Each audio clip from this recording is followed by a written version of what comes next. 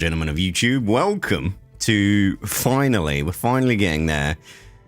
We're watching the rest of Sitcon in this live stream. There's 3 streams that I need to watch. We've watched the others. The 3 remaining are Dress to Kill, Social Universe, and then the grand finale, Star Citizen 1.0. I think Star Citizen 1.0, people have been yelling at me to watch for so long. It's such a big deal to some people. For me to catch up on, and I'm excited that we've got to this point, and I've not, apart from the sandworm that I've heard and been seen and stuff, I've not been spoiled on any of this really. So we're going to be a chill evening. I'm waving around my notebook like a crazy man, but I hope you enjoy this live stream. If you do, remember to thumbs it up, subscribe, and I'll try really hard to put notes down below on if you want to skip ahead. And the 1.0 is going to be its own video on my main channel tomorrow. So if you're watching this and you don't want to sit through all of it, you just want the 1.0 goodness, stay tuned to the main channel. Anyway, hello chat. We are of course streaming on Twitch as well, twitch.tv/Olli43. I like to stream on both platforms, beneficial for everyone. But are we all comfortable? Can we start? We're starting off, like I say, with Dress to Kill. So yeah. I'll just close the launcher because we don't need that anymore. I'll make myself a bit more reasonable at scale. There we go. I think that's a good scale there. Is this fine? Hang on. Let's just sit normally for a moment. Yes, this is good. This is my Reacts panel. I do have like a gaming channel where... Wait, what? Where's the what? What? Here we go. Oh. Okay. Things have been moving. Well... Oh, no, things have happened. What happened? All right, well, good job we're sticking with this today. Smaller. You want me smaller? No. What's the point of me being here if I'm going to be small? Get out of here. Maybe a little bit smaller. How's this? Can you see me now? That's fine. Right, stop procrastinating, chat. Here we go. Dress to Kill. Kick back, relax, grab a snack, grab a drink. Here we go. Let me know how the audio is as well. Hello. Oh, I need to get comfortable. Here we go. Citizen Con. Nick Pierce, like Joe mentioned. It's my second Citizen Con, but it's my first time presenting, so I'm very excited to be here. And just on behalf of myself and the team, thank you so much for coming to this presentation. Thank you. There's a good crowd at Citizen Con this year. Said, I'm here to talk to you about an initiative that was first introduced right here at CitizenCon in 2019, and that's adding distinct purpose and specializations to armor and clothing in our game. So let's get started. I'll be honest, the title of this one didn't we can do almost anything. Appeal to me that much, Dress to Kill, but mining, it was obviously a lot better FPS combat, or even a captain of industry than I assumed. Unlike other traditional MMOs, we don't impose rules or classes onto the player. In real life, people are not just one thing. I'm sure you can all relate. I've had many different jobs. I've not always been a game designer. In fact, it was only a week ago that I found out that Jared used to do tech support for prosthetic legs. It's true. You can ask him. That said, if you're like me, you like to excel at whatever you're doing. So that brings us on to the concept of specializations. This is about bringing more purpose, more I do like that armor suit. More decisions to armor and clothing you wear beyond just looking cool. So, what are they? Specializations are the focus of your current daily adventure. That could be a daring racing, a cargo hauler, or a first responder. Specializations are a series of attributes assigned to each piece of clothing and armor in the verse to allow you to make informed decisions on both how you want to look and how you want to perform.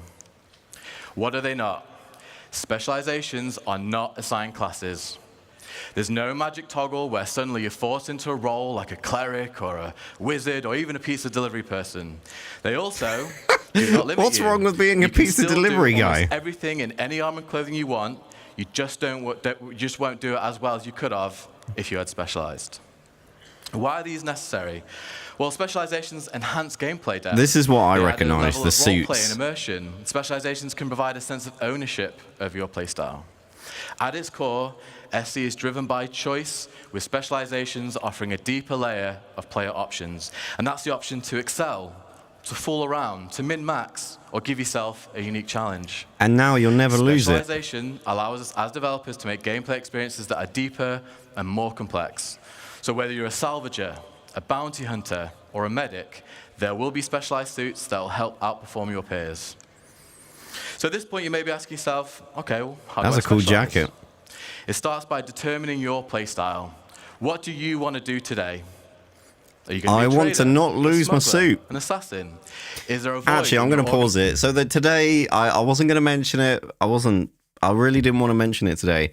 But they, for Star Citizen 4.1, if you die, you respawn with your suit, with your loot, apart from everything in your backpack, for example, that can be looted and that stays on you. But everything else, tier 0 at least, I should say, is going to be respawned, duplicated, and you spawn with it. So you're no longer going to spawn with a hospital gown, which is kind of sad, honestly.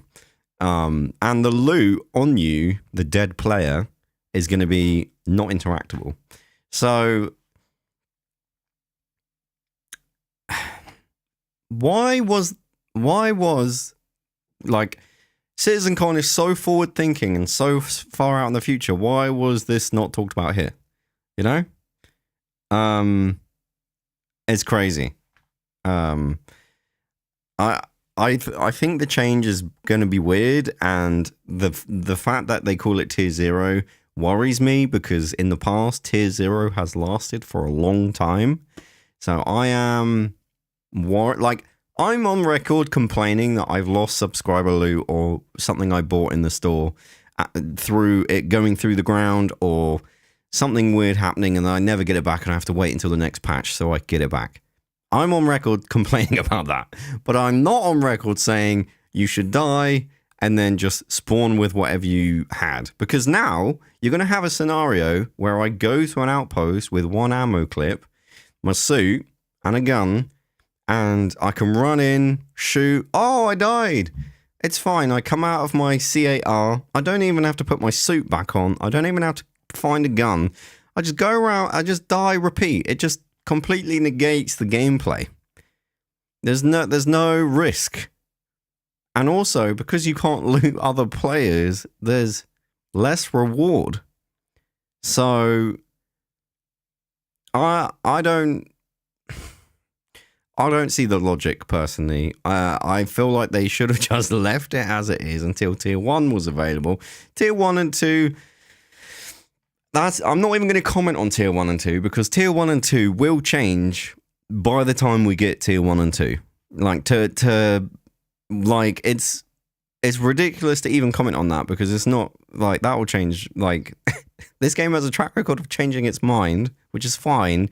But I'm not going to comment on 1 and 2. I'm going to comment on what's coming in the next patch, which is tier 0. As someone in Mike's stream forgot, boarding on your ship. So I'm going to be in my Polaris, okay, or my Karak, or even my Cutlass Red. And someone runs up behind me, kills me. That's fine. I'll just spawn again with all my armor, all my weapons, and then I'll kill you. So pirating is completely just nerfed. No matter what Chris CIG does, someone will complain about it. You can loot items from the backpack. Yeah, I know this. I know you can loot items from a backpack. And I really didn't want to go on a rant. But this has just triggered me, because we're talking about specialization and suits and stuff. There's no risk, you know.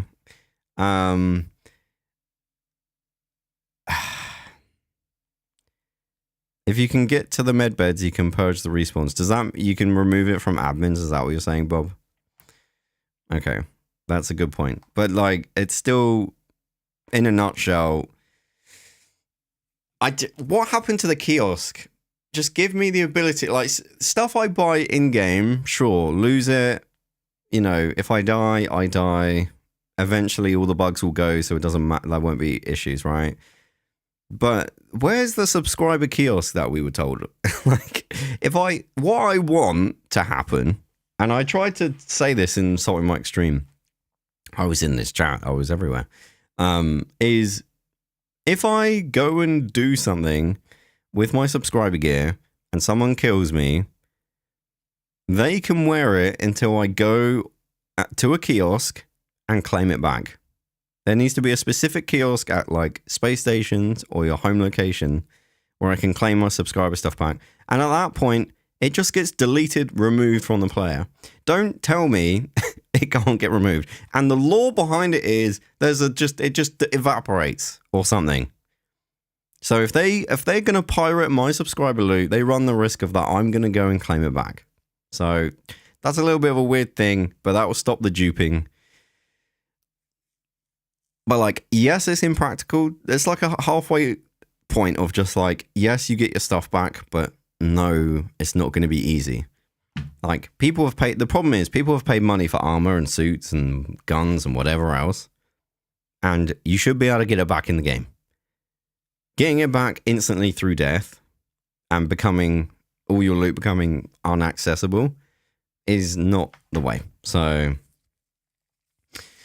though, once you get a suit of armor you like, you keep it, which is good. But yeah, exactly.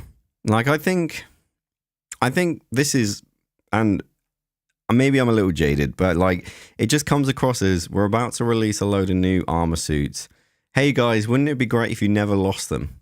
So you can feel confident about buying them, you know? Doesn't it? Like, I'm saying this now, if new armor or new guns come out into the store in a more than normal pace, then look at this change and go, I wonder why this change happened. It's because they want to build confidence in you, the customer, buying this stuff. And, I don't like the change. It completely removes risk. Like, I already run in, like, with a gun, with a C8R in a outpost, for example, die, and then I have the game of trying to get some armor and suit back and stuff. I don't... You're making it so easy. But then there's still friction. Because it's buggy. I don't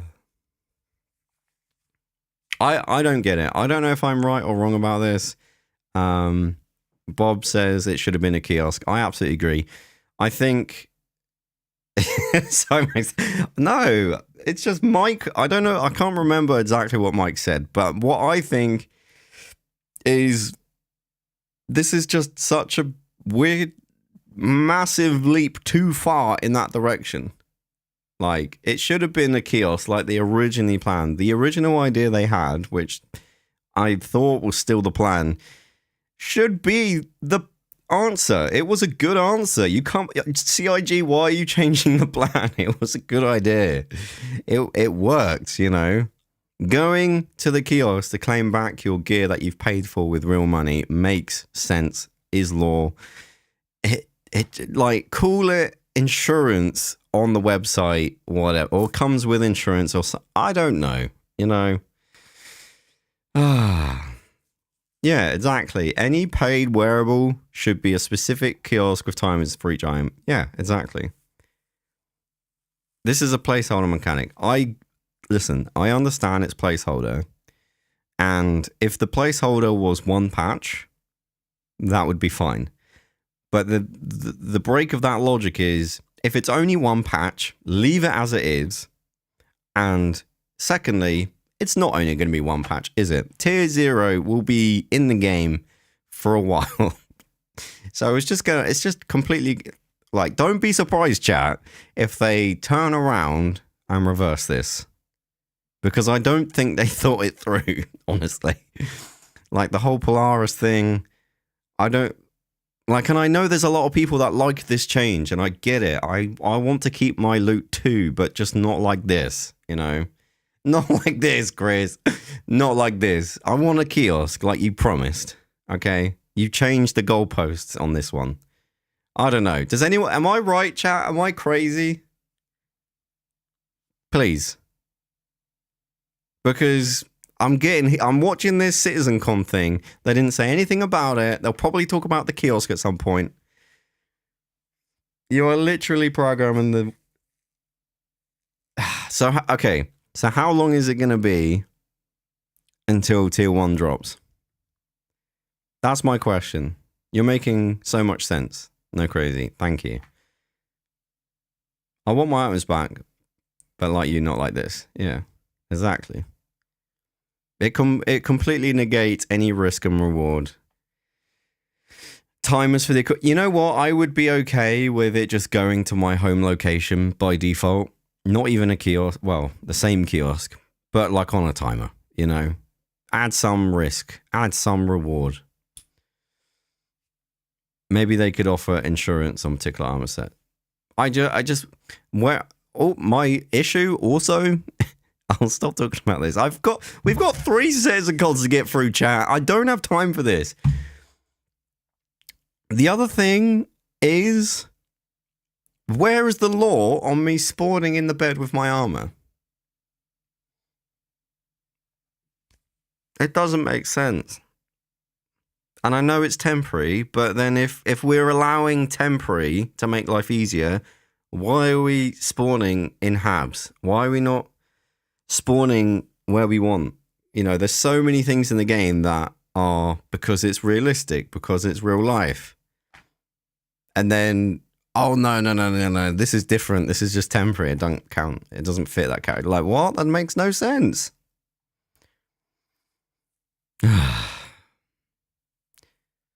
What they have picked is the simplest option in the engine without having to do too much until the engine catches up. Maybe. Take a deep breath and think of the nice relaxing things. Think about base building. Puppies. Yeah,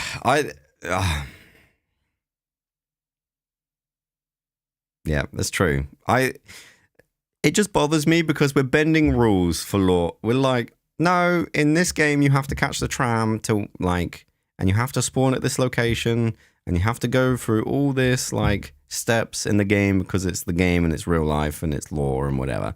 But this change is temporary and we don't want you to feel like you can't buy real armor. I don't know. Am I jaded, chat? Do I sound jaded? I'm a little jaded. I, for one, am looking forward to all the grenade launches in the contested zones. Yeah, literally.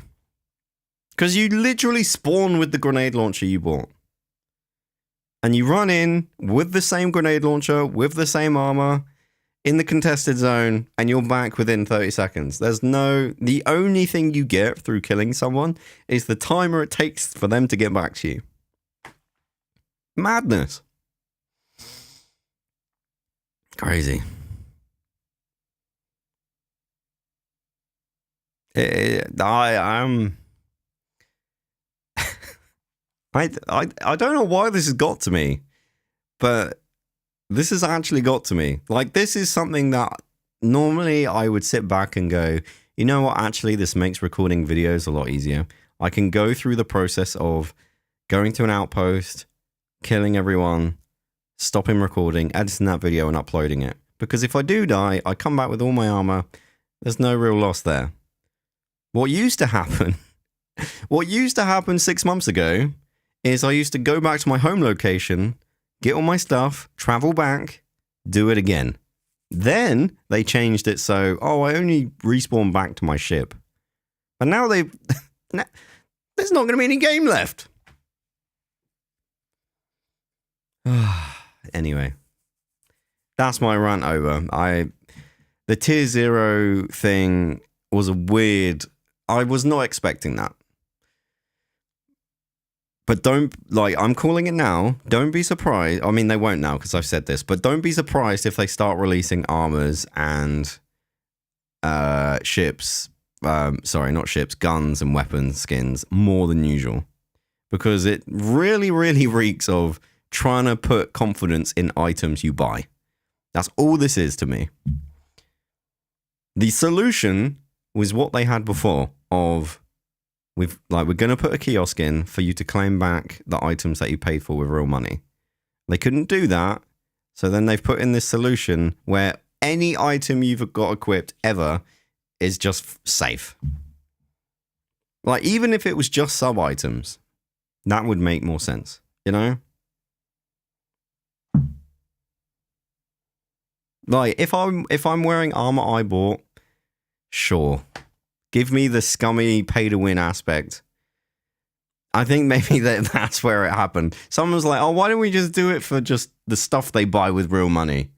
And someone turned around and they went, No, because then everyone will call it pay to win. We can't have that. Or why don't we just, you know, anything you have, you get back. Yeah, okay. That means we can sell shit and no one will complain about pay to win. Oh, that's best of both worlds. Great. That's how that meeting went. Anyway, all I'm saying is, I really hope it doesn't last long. Tier 0 needs to just die. Like, 4.1 I'm excited for. With this change, the content creator in me is excited for it. The player and the backer of Star Citizen is not. Yes, a cooldown would be a great idea. Anyway, any other comments before I move on? I've got 3 minutes into this video and I've been streaming for 20 minutes. This is not how this should be going. 4.1 Evo tonight. Absolutely heard that. And weirdly, 4.1 Evo tonight plus other waves if it works within like 20 minutes, I guess. So tomorrow I will be making a video on this. Absolutely. My wife just asked me, do you want a cup of yeast? What? Oh, tea. That's a weird typo. Yes, please. Welcome. Chat, remind me in 3 minutes to go and grab a tea.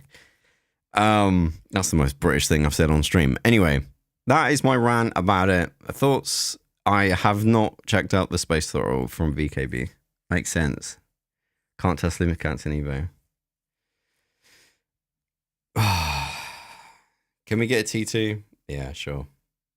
Right. That's my rant over. 100% this time. I'm going to stop recording because I'm going to need that. I might actually upload that somewhere at some point. Back to CitizenCon. Here we go. Let's. If they mention the kiosk, I'm walking out. Organization that needs filling. This is a decision you get to make and remake every single time you log in. Or, if you're like me, perhaps several times in a single play session. Once you know what you want to do, it's time to start hunting for the right gear. Specialized items are not intended to be found in any old store. You're going to have to do the legwork. Apart from the pledge store. You'll have to with some of those guilds and factions that JJ and Benoit just talked about in the previous presentation. You'll have to explore the galaxy, find hidden stashes, and rare opportunities for better gear. Specialized items are meant for those who are willing to put in the work to exceed at your role. And once you've done all that, it's about selecting the right combination of armor and clothing. That's some cool arms. Yes, I said it. Mixing clothing and armor is built into the very fabric of this new system. Can I get a hell yeah? All right. All right. Yeah, I always thought it was weird, like clothing was kind of pointless. For a long time, so yeah, great. And to tell you even more about this new system that we do call Starware, please welcome to the stage lead character technical artist Armando Lira.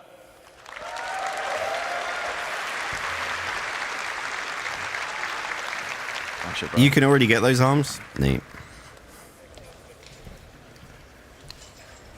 That's a pretty long walk for a stage. Nick.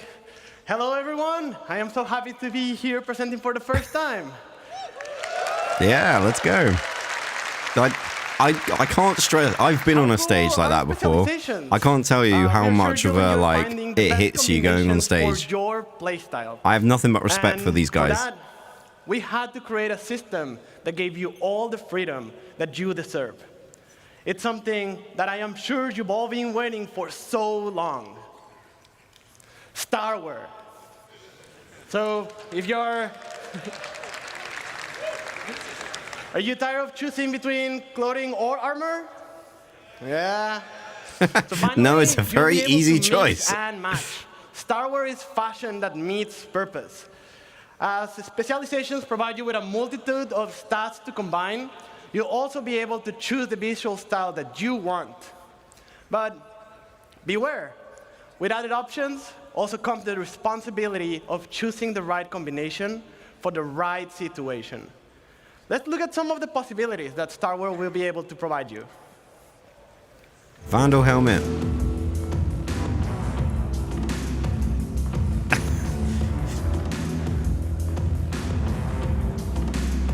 Yes.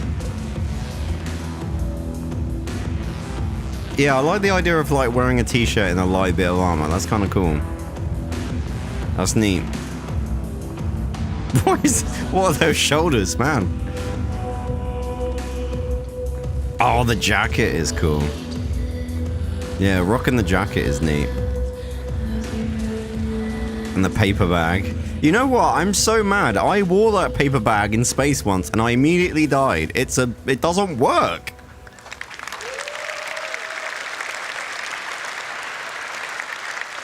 Just in case you were wondering. As you all saw, the possibilities are huge.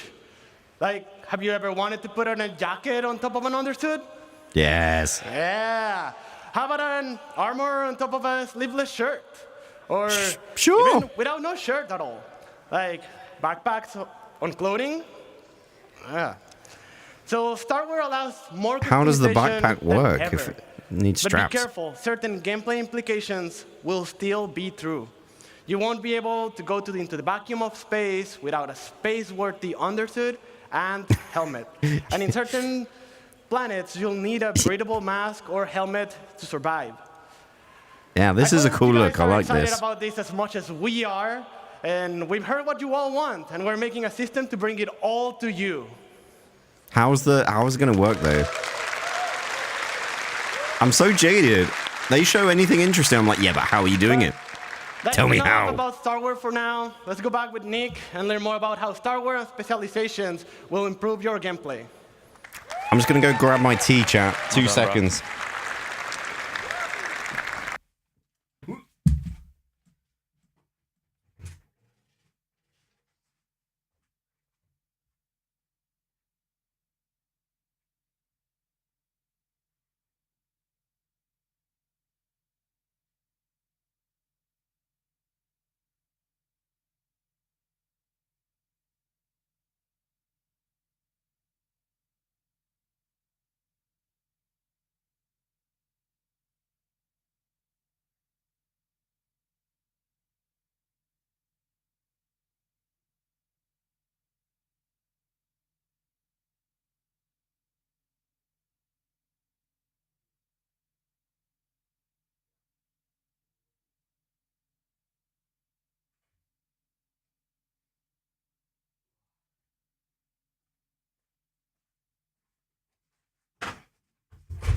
Ow, the tea burns. Ow.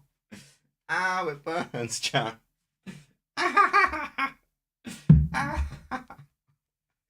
Ow, my hand.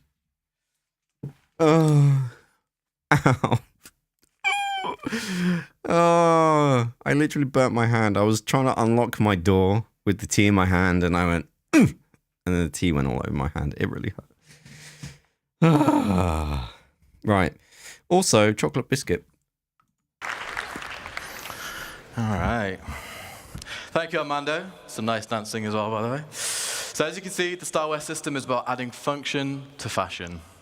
We are still Star Citizen, one of the best looking video games out there, but we're always going to make sure that you look your best, but now with added purpose.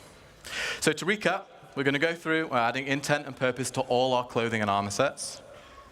As designers, we really want the visuals to match the stats that our great character art team have made. So for example, if a pair of pants look particularly armored, chances are they'll have modest damage mitigation to match. Many armors will be specialized for distinct use cases.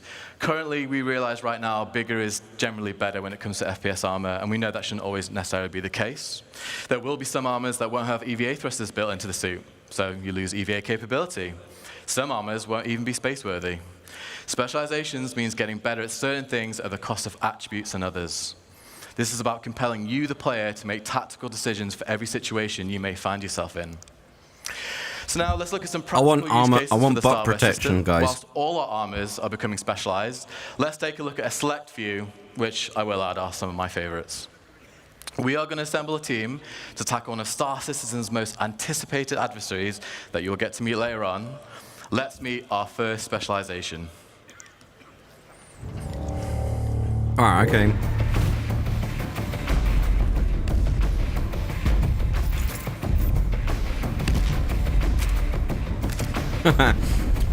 Such a cool character.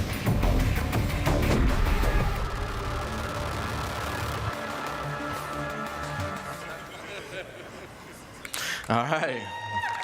That's cool. All right, so we have our leader. Let's get into it. So the player's choice of clothing will be crucial in a way it hasn't been before. With that looks sick with the leather jacket. Items, players can now holster both primary and secondary weapons. Nice. However, in the near future, there will be locations in SC where armor and weapons are strictly prohibited. Clothing allows the player the opportunity to access these restrictions. I knew what he meant. Armor and clothing will be prohibited, but it kind of makes me laugh. It's like, no, sir, you can't wear anything if you're coming in here. No suits and no clothes, no armor. Take it all off. Okay, now you can come in, you know? What a weird org. Areas without needing to change. And some clothing will even allow the player to conceal. No, I haven't watched any of it. This is spoiler-free for me. Arise. Another new addition we're going to be introducing is flight penalties based on the mass and size of your armor and clothing. You'll still be able to fly in medium and heavy armor, but you're restricting the precision of your control. Oh, what? If you're in clothes like our leader is here, or a flight suit or light armor, you'll be able to fly unrestricted. Now, if we look at an overview, we've cherry-picked 6 generalized stats to give you like a high-level understanding of how various clothing and armors we specialized. I hope that's a space by no worm. means a comprehensive list of everything we have available to us. It's just a little, yeah. So here you can see the leader has low protection compared to a full suit of armor and no EVA capability. You don't want to go to those nightclubs, but has guys. great movement, low emissions, allowing them to blend into bustling cities and stations. The leader really excels at freedom of movement here. Let's meet our next members.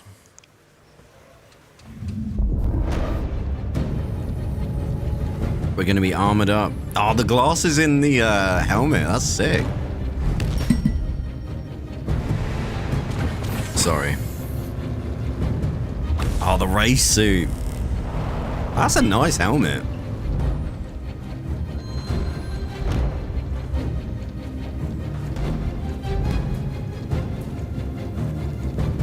This is exactly what I was talking about, guys. Remember when I said... Okay. Remember... So here we have our pilot. If you remember, back in 3.23, we introduced our first specialized helmet visor, the combat visor. The glasses don't come down because they're trapped in the side. Information on your HUD. This is our pilot visor, which allows the wearer to link with their ship and cast MFDs directly into their visor. Which I don't like. This provides the pilot with all the essential data like ship health and shields, so no longer will the pilot need to break concentration during an intense situation to look down at their MFDs. Again, like the leader in this situation, there'll be no penalties to flight, plus with added G-force resistance, the wearer will be able to get the most from out of their ship. So if we look at the pilot stats, they have fantastic mobility. Like I mentioned, great G-force resistance for when combat takes them to the limit of human endurance. And finally, this suit comes with the best... What did Richard just say? Paying real-world money for something in a game and expecting to keep it, especially since it's not even a real game in the real world, is just elitist, entitled, and stupid. Paying real money for something in-game, expecting to keep it. I think the problem is, Richard, nobody said, at least that I know of, when you bought it, there's a potential to lose it. I am 100%, I would have been 100% behind CIG saying on the store page, hey, you can buy this suit, but if you lose it and you'll have to buy it again. If they'd have said that from the original selling point, fine, that's the game, that's the choice you make, you can buy it and keep it. But the problem is they didn't say that. Disagree totally. That's fine. I think if they'd have said that, I can just choose not to buy it, which I would have done if it said that, FYI. But I'm just saying, if they'd have said that from the beginning, it would have been fine. But saying now, oh, you have to get it back because it just doesn't add up to me. Like, I don't think it's elitist. I think it's just what people bought and assumed that they bought something in game. That's like buying a Fortnite skin. Can you imagine if they said, oh yeah, you can buy Fortnite skins, and then people, if you died in game, you'd lose it? No. Listen, Gunnar, you're saying if I pay for it, I should keep it. I agree with you. I'm on the same page. I don't disagree with that statement. But I think the problem is if CIG had from the beginning said there is a potential to lose it, buy it if you want, then that's fair game. You just don't buy it, right? Anyway.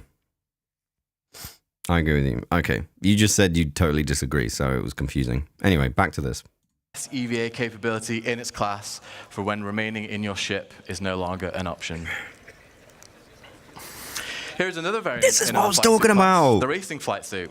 This is if this releases in 4.1, I'm... Unlike the pilot flight suit, has features which are more streamlined, which allows it to have truly unmatched G-force resistance for the hardest corners on the most challenging of racetracks.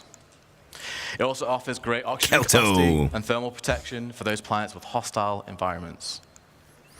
So as you can see, this flight suit excels at G-force resistance, but it loses its protection and has much weaker EVA capability.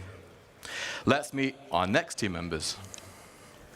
I like all these suits, but I don't like the fact that this is setting up for a store page. Oh my goodness, look at that suit. This is exactly what I was talking about, chat. Now I'm just never gonna lose this insane armor. It looks so cool though.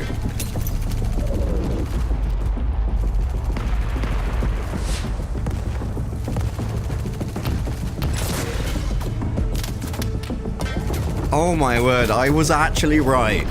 They're actually going to do massive armor sale after these changes.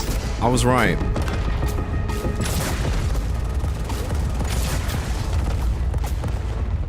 Oh my word. The optics don't look great. They all look amazing. The work is incredible. But holy crap, does this look bad. Combat armor is similar to what you're used to, only we're specializing it even I promise I didn't combat. pre-watch. So what does this mean? Before making that rant. We want our wearers of heavy combat armor to feel like walking tanks. The armor should provide fantastic coverage to limit any weak points they may have, and actually have a greater damage mitigation than what players are currently used to. Due to its mass, the armor will also feature the strongest resistance to force reactions, so that's flinch, stagger, and knockdowns. I can't believe I got it right. To a full suit feature. If the player is wearing a okay, Richard, sorry to jump in everyone else. Richard, your argument with Fortnite, it's a release game though. Interestingly, Richard, Fortnite was in alpha when it first came out, and it first released skins. Just FYI. It wasn't, it was in beta or whatever. It didn't come out finished. And I don't think anyone... Anyway. They should just have a good item insurance system and make store-bought items LTI. Yeah, exactly. Which is what I said. But do you guys see what I'm saying? I said in my rant earlier, don't be surprised if they make this change in 4.1 and then we start to see a flurry of new armor sets. Here's the armor that I was talking about. Don't be surprised if this starts hitting the store a little bit more often now that you feel confident you can't lose it. It just, even if I'm wrong, and I hope I am, the optics of it don't look good, CIG. Like, you look like you're scheming. That's my point of view. Set of heavy combat armor, they'll not be able to be knocked down by small arms fire. It looks like a ship sail play kind of thing. That's what it looks like. However, as you can see here, for all that protection, coverage, and stability, we have some major trade-offs. No EVA. Your mobility, stamina will run out much quicker, and your movement speed is severely reduced. The majority of combat armors will also lose built-in EVA thrusters, meaning you're going to have to add additional weight to be wearing an EVA pack. Next up, we have our tracker in the heavy hunter armor. That looks sick. This is another suit in our heavy armor class. However, this one is aimed at less at pure combat and more about hunting its prey. This is all. Richard, you don't need to apologize. It's just a discussion. I'm glad you're bringing a discussion to the table, so don't apologize. I'm all for people disagreeing with me and me being wrong at the end of it. That's fine. That's not what happened this time, but don't feel like you Need to apologize. Yeah, the helmet does look similar. There's a helmet that has like a much bigger light triangle thing. This looks sick.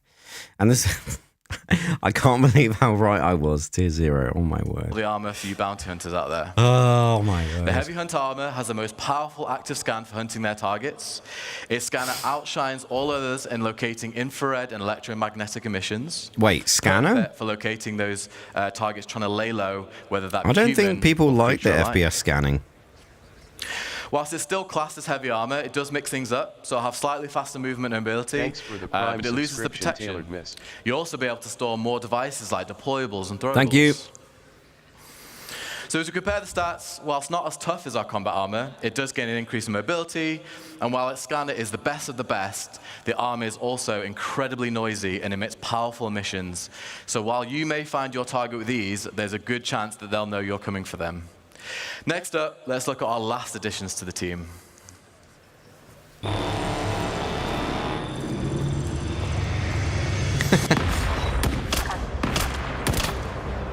Hey, Pico. This is a sick looking armor. The sniper. That does look cool.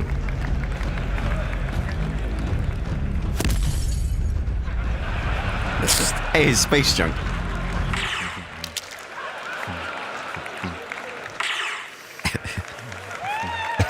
All right.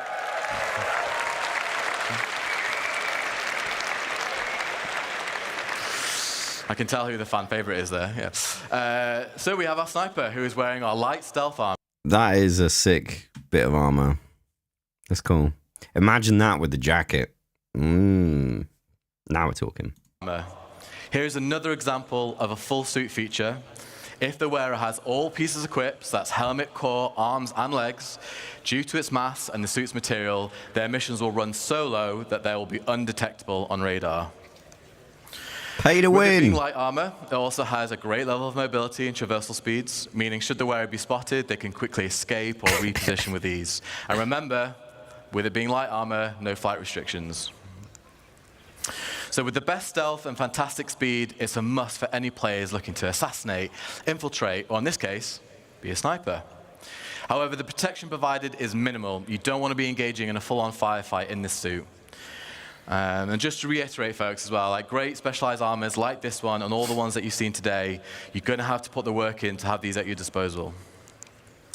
I mean, the other side of the coin that I should say, the other thing I should say, lifespan 0, I love that, is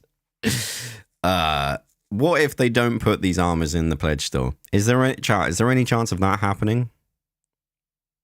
Because I'm here ranting and raving as if all these armors are going in the store. Is there any chance that the armors won't make it in? This armor will be buyable. How is that pay to win? Because it's a good armor set and it's got stealth mechanics. No, because CIG want money. It's CIG, they know there will be. The sniper helmet reminds me of Star Wars. Yeah, it does actually remind me of the Assassin's Droid. Probably got some inspiration from that. Like, I take everything I have said today back if these armors don't go in the pledge store. 100%. I'll hold my hands up. I'm wrong 1000%. Don't mind being wrong. It's part of life. I'm okay with it, guys. I hope I'm wrong. In fact, if it's buyable in game, what I meant to say, yeah, this is the thing. If it's buyable in game, it's less pay to win, but it is still pay to win because you've still got to earn that, right? It's 100% going to be in store. I see the racing suits hitting the store. Yeah, this is the issue that CIG have got for themselves. They've got a precedent of putting stuff in the store. So are they just not putting stuff in the store anymore? I wouldn't be surprised, but maybe I'm wrong. All pledge store armors are buyable in game. Not all of them, as far as I understand.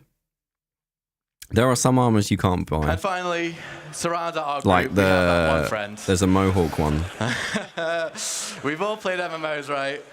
We all know that one friend. My friend's me. No. They ignore all the rules and the strategy. They can only play for 30 minutes a week. They might prefer a bit of glint on their sniper scopes. Who knows? Well, here at CIG, we also support that friend, Shots so fired. they're on the roster too. So, we have our group. What do you guys think? We fun? All right, all right. I'm not talking about that Mohawk. I'm not talking about the Headhunter's armor. There's like a white, I think there's also a red, and it's got like a big Mohawk. You can loot it in the game. You can find it in lootables, but I don't believe you can buy it in game.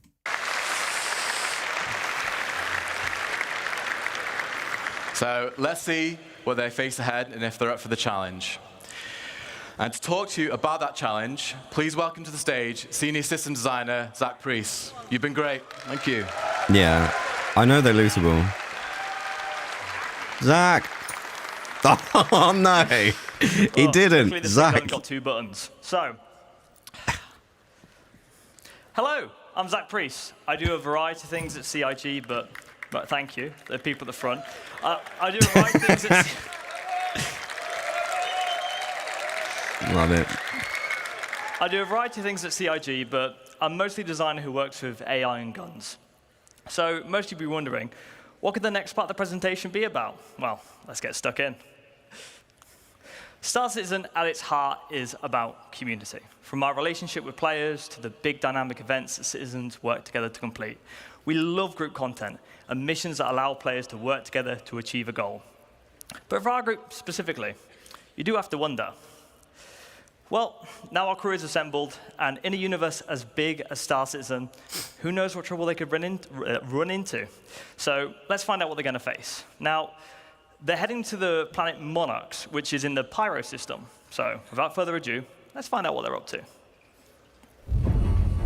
Is this sandworm time? I'm not sure what the racing suit guy's gonna do. He's going for a little drive.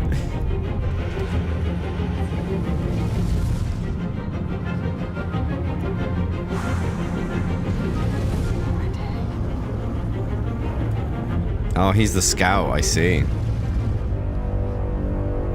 I think Zach got to present the sandworm, so this is what I'm expecting.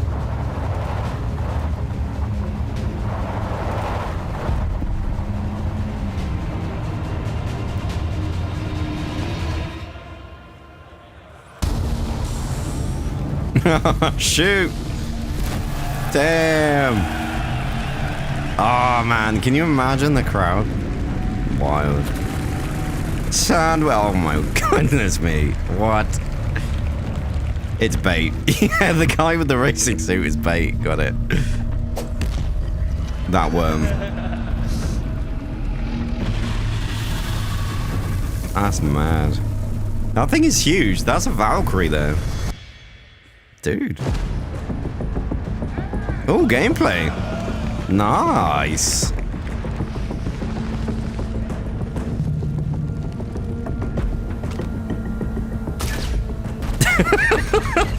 The guy, where's the guy with the Nerf gun? Please show a snippet of the guy with the Nerf gun.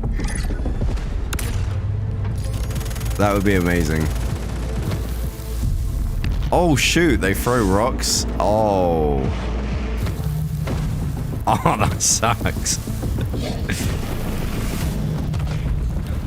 Damn. Oh, he's eating more rocks. Oh, he's actually going in the ground. No, come on. Send the bait out again.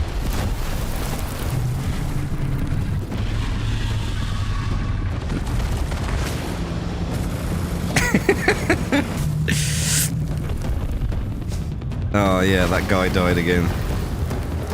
My question is, couldn't you just go really far away from it? With like the ion, for example, and just shoot it from a mile away.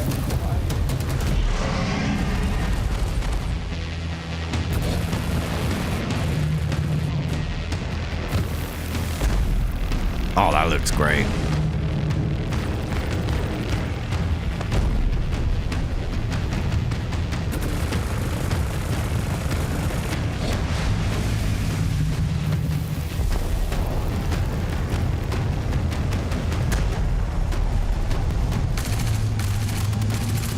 I think you're gonna need a bigger gun, bro.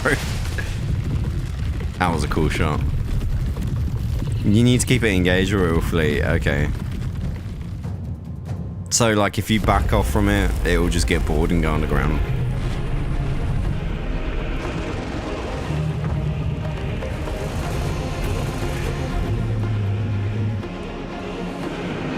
The guy in the race suit's like, guys, please shoot it. It's gonna kill me. Please. It's gonna eat me. Oh, there we go. The Inferno.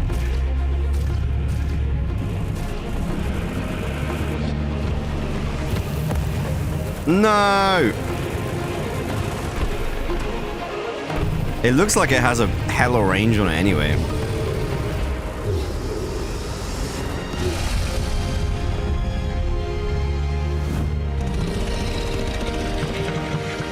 Oh, they got it? Sick.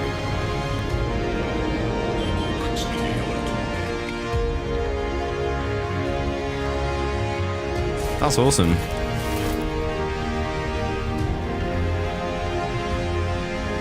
I really hate how this is mixed, by the way.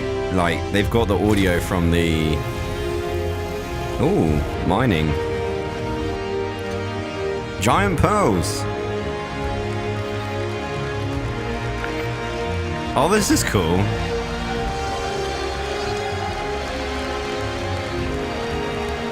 Oh, dude, they're huge.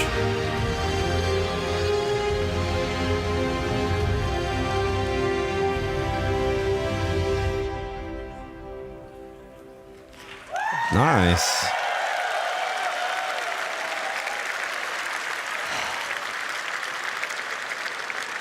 Oh, that was cathartic. Absolute cinema as far as I'm concerned. The teams at CIG have worked so incredibly cinema. hard to get to the point where what we just showed you was no tricks, no hacks, just gameplay of the Valakar. That's cool. Okay, lives on Monarchs. Oh, shoot. I guess that's where my base is going to be then. That'll make it fun. Damn. Use ground vehicles to bait it out. Oh, now it makes sense. I love that, actually. I love you too, Groncy. I want to give a huge thank you to all the people who put in a lot of work. I love you too, to get to the Groncy. point where what we That's just showed hilarious. you is gameplay. As you can imagine, all of that is work in progress. That's We have some amazing. good polishing to do on it, and we didn't want to hold it off. We just wanted to give you an honest view of where we are. That was from a build last week, so... Do you reckon... Okay, I wonder, chat. So they said 4.1 is going to have a redacted mission and have redacted sandbox gameplay. Is this the redacted? In 4.1?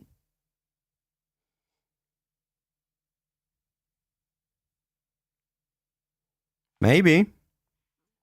Just saying. With that said, monster hunting is coming to Star Citizen. And the best part was starting off this epic series of fights with the infamous Valakar, who some of you may remember from 2016. This absolute monster of a creature is 300 meters long and sees your light fighters just as puny little ants. You're going to need to assemble your quickest and most nimble pilots to dodge the Valakar's ranged attacks, as well as your fastest drivers to bait out the Valakar from the surface, as it's the only way to bring this mighty creature out of the ground is by disturbing the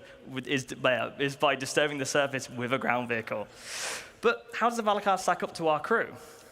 Well, This is a good slide. unfortunately, the Valakar GG stats CIG, don't this is a really good fit on the slide. screen due to being so powerful. But for some context, it's around 150 times harder to kill than an Aegis Avenger Titan. But to be fair, it's most likely to kill you. So how does it do that? Well, the deadly Valakar has a variety of ways of killing possible Projectiles. threats. Slam, So, bite, for a and high-level overview swipe. of the fight, it regurgitates rock-hard sand that has been compressed inside the Valakar and uses it as a projectile to target foes. Okay. But if something's a bit too close for comfort in the sky, it uses its ginormous body to swipe ships out the way. I will be really on- curious to bring over the Polaris. And then the sandworm's just like... Oh, I need to test that because I need to see that happen. I need to see.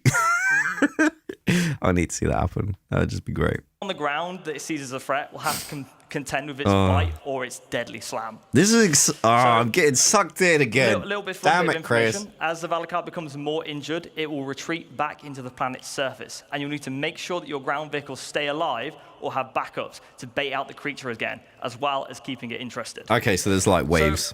Got it. The big question in a game. All of this is pointless. We need to know the most powerful ordnance. Space Junko just dropped 5 tier 1 subs and has gifted 36. Thank you so much.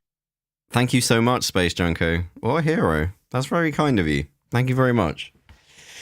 Oh man. We know the most powerful ordnance is the Aurora in full nav mode speed. Yeah, I wonder if you can kill it with just small RSI ships. That would be really interesting. Like ours, how are we going to communicate the health of this creature? Yeah, are we going to have like a bar? Things being physicalized is at the heart of Star Citizen. And we know how much of a large fight the Apex Valakar is, and we need to communicate that in a diegetic way. So you'll see here the Valakar's health from 100% to 1%. You'll see its skin just getting look more different? battered and bruised as the fight progresses, to give you an idea of where you are and how close you are. So the nice thing about this, it communicates the Valakar's health without needing any... Okay, Zach, I'm going to tell you now, while I'm driving in a circle, screaming, I'm not going to be able to look at the Valakar in this much detail. That's all I'm going to say. UI or health bars, and just purely keeps you immersed in the experience. That's all I'm going to say, Zach. So, number one question, why do you want to kill the Valakar? Well, because it's fun, but I know you sweaty gamers, so it's got loot, also known as harvestables. The Valakar has 2 very valuable harvestables. Firstly are its pearls. You'll need to mine growths on a variety of locations of Valakar to reveal these pearls. And once you've destroyed the growth skin, you'll see disgusting squidgy innards. But next is its big apex teeth. These are within its mouth, and you'll need a very strong tractor beam to be able to yank these things out. Also, CIG are actually very, very clever about this. So my thought was, oh, we'll just drop an A2 on the Valakar. But the ground vehicle aspect, smart. And these harvestals will not all come out. Where's the one friend? Go and be bait. We'll then drop an A2 bomb. Keep watching about A2 strategy. Oh, okay. Same quality. They're already ahead of me. We had to Got learn it. more about that and how harvestals are going to be used tomorrow in crafting your home. It is a noble sacrifice. So a fun thing here is you'll see the character is standing within the Valakar's mouth as well. So when it dies, it keeps its collision, meaning that you can climb on it, land ships on it, and it's essentially your playground. But this really shows how big it is. But how big is it really? Well, fun bit of information. When we first made the collision for this model, Star Engine actually gave us an error saying, like, no living thing needs to be this big. You've accidentally added an extra 0 onto the size. But to give you an idea of the sheer ridiculous scale of this monster, you'll see here an Idris. That's Anyone nuts. who's done Xenothreat knows how big the Idris is. You feel like an ant when you're in the Idris. Some of you may die. It's a sacrifice I'm willing to make. And this makes the Idris look small. Yeah, there's also does. an Aegis Avenger Titan here as well, but if you look even closer, there's actually a Copion in this image. I'll give you a second to try and spot it. No, I don't see it. There it is. That's so well done hilarious. to anyone who spotted it. So it's big. So for some fun numbers, it's 250 Copions long, 47 Aegis Avenger Titans long, and for our American friends, that's about 3.5 football fields. But lucky for our Copion friends, It's the our only pack numbers actually they comes in understand. different sizes. So you'll be familiar with the variants we've done before with our Quasi-Grazers and our Copions. They're in Shoot, they're different multiple biomes, sizes. They have different aesthetics. Can we have a But mega one? Moving on, we want to also introduce different creature sizes. That'd be great. So these sizes will have The unique Mega Copion. The ultimate Copion. Call it the Mega Copion Scary Edition. behaviors, animation, audio, and harvestables associated to each size. So for our first size, we have the juvenile. These juveniles will respond to stimulus such as noisy footsteps and loud mining beams. This will cause them to burst out the ground and attack anyone who's disturbing Oh them. man, And I you'll find don't these in like them. caves near valuable harvestables and minerals. In So for our caves. next size, adults. The adult Valakars know not to pick fights and tend to remain to themselves. However, if you exterminate too many juvenile Valakars, this will cause adults to show up, which are 3 times larger and a lot more angry. Creature sizes are great because they allow us to create varied experiences as well as show you how creatures grow and evolve in the environments they live in and grow up in. Beyond that, we have our apex, which has the most valuable harvestables and the most deadly attacks. It's also the biggest living thing in the verse, so far. So, in summary, monster hunting is coming. This is the first This is in a very large cool. series of apex creatures that you need to gather your crew together to take down this mighty beast. You need a diverse lineup of ships, ground vehicles, loadouts, and skill sets to take out the apex Valakar. Everyone at CIG is incredibly excited to get the Valakar into your hands, and we hope it shows that we're not only doubling down on creatures, we're also committed to bringing you gameplay experiences that only a game of our scale can provide. But that's all for the Valakar, for this Valakar. Let's take a look at some other fauna. Now, the Valakar is very exciting, but I also want to share with you the bigger picture for creatures. So let's start with some Valakar variants. Variants so far have typically just had alterations to their loot and appearance. However, we want to go further with what variants can be. For example, what if the Valakar evolved and grew in a swamp environment instead of a desert planet? No thanks. Or if a Valakar never made it to the surface and only No. lived in drowned caves? No. These are the kind of questions No, that make no. sci-fi one of the best mediums. And I can hear the questions already. What does an adult cave Valakar look like? What does an apex quasi-grazer look like? Well, it's these questions that Yes. get everyone excited that works on creatures to give you a glimpse into the big picture. All of these variances and differences and new creatures make It's up what we call amazing our fauna artwork, by the way. matrix. Oh, The shoot. fauna matrix is basically our creature encyclopedia. So these concepts should show you that we want to get more weird and wonderful with our creatures. We've started off with more traditional animal references like dogs and birds and cows. But now we're in a position to create the things that we love about sci-fi, which is the weird and the unknown. So looking at where we're going, all of our creatures have been God. defined for the road to 1.0. We've ensured giant we've got a octopus. rich, diverse, distinct roster of creatures to make each of our planets feel special. As well, as considering the unique elements of various planets, ensuring that they're populated with appropriate creatures. We've been designing creatures in mind so that planets' ecosystems influence their behaviors, designs, aesthetics, and harvestables. I'm telling you now, if That they being bring said, some giant I would like apex to give you a spider sneak into peek this at our game, I'm fauna out. matrix. I'm absolutely That's out. all from me. I'm very happy to be bringing the Valakar to all of our backers. It's really like nothing else you've played before. I'll leave you with this last video. Enjoy the rest of CitizenCon, everybody.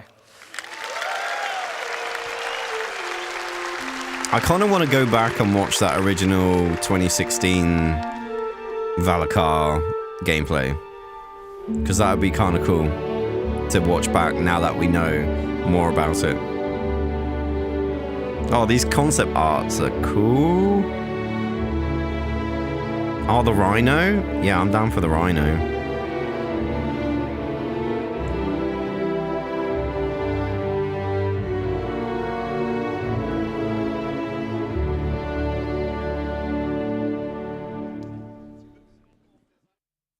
Cool, man. That's the end. Damn. Okay. So that is the end of that one. I have to say, overall, that was probably... I wasn't expecting a huge amount from Dress to Kill. Because, I don't know, clothing and armor on the face of it doesn't really interest me. But this was genuinely a good panel. I enjoyed this a lot. I can't wait to drive around and get swiped by a giant space worm. That sounds incredible. Okay, perhaps there's a later panel, but eventually, if you use an A2 or an Idris railgun of the worm, it will kill it quickly, but it will heavily degrade the quantity and quality of the lootable items. Oh, interesting. Or an Idris 2 railgun the worm. I read that wrong. Yeah, that was the thing. I was wondering, like, if you used the Idris, could you not just, kapow? But that's an interesting, like, you have to kill it in the right way. That kind of makes sense. That's like a real world thing, right? Hunting with a grenade launcher. Exactly. There's not much point hunting a deer with a grenade launcher because you won't get anything from it, you know. That's cool. That was great. Hang on. Let me just go to chatting. And I'll get rid of this for a moment. Just load up the next. What's the next one? We're almost there to Citizen 1.0. A social universe. Okay. Oh, it's literally right here. Cool. Right. I'll stop recording. 5 Polarises? Seems they are rapid. This is why you don't go fishing with grenades. I mean, you could. You could. Right. This, my friends, is a social universe. Let's see what they got to say. Oh, man, I got that intro, that transition perfectly.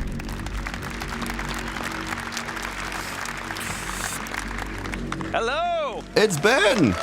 Can you hear me? No? 1, 2. All right, cool.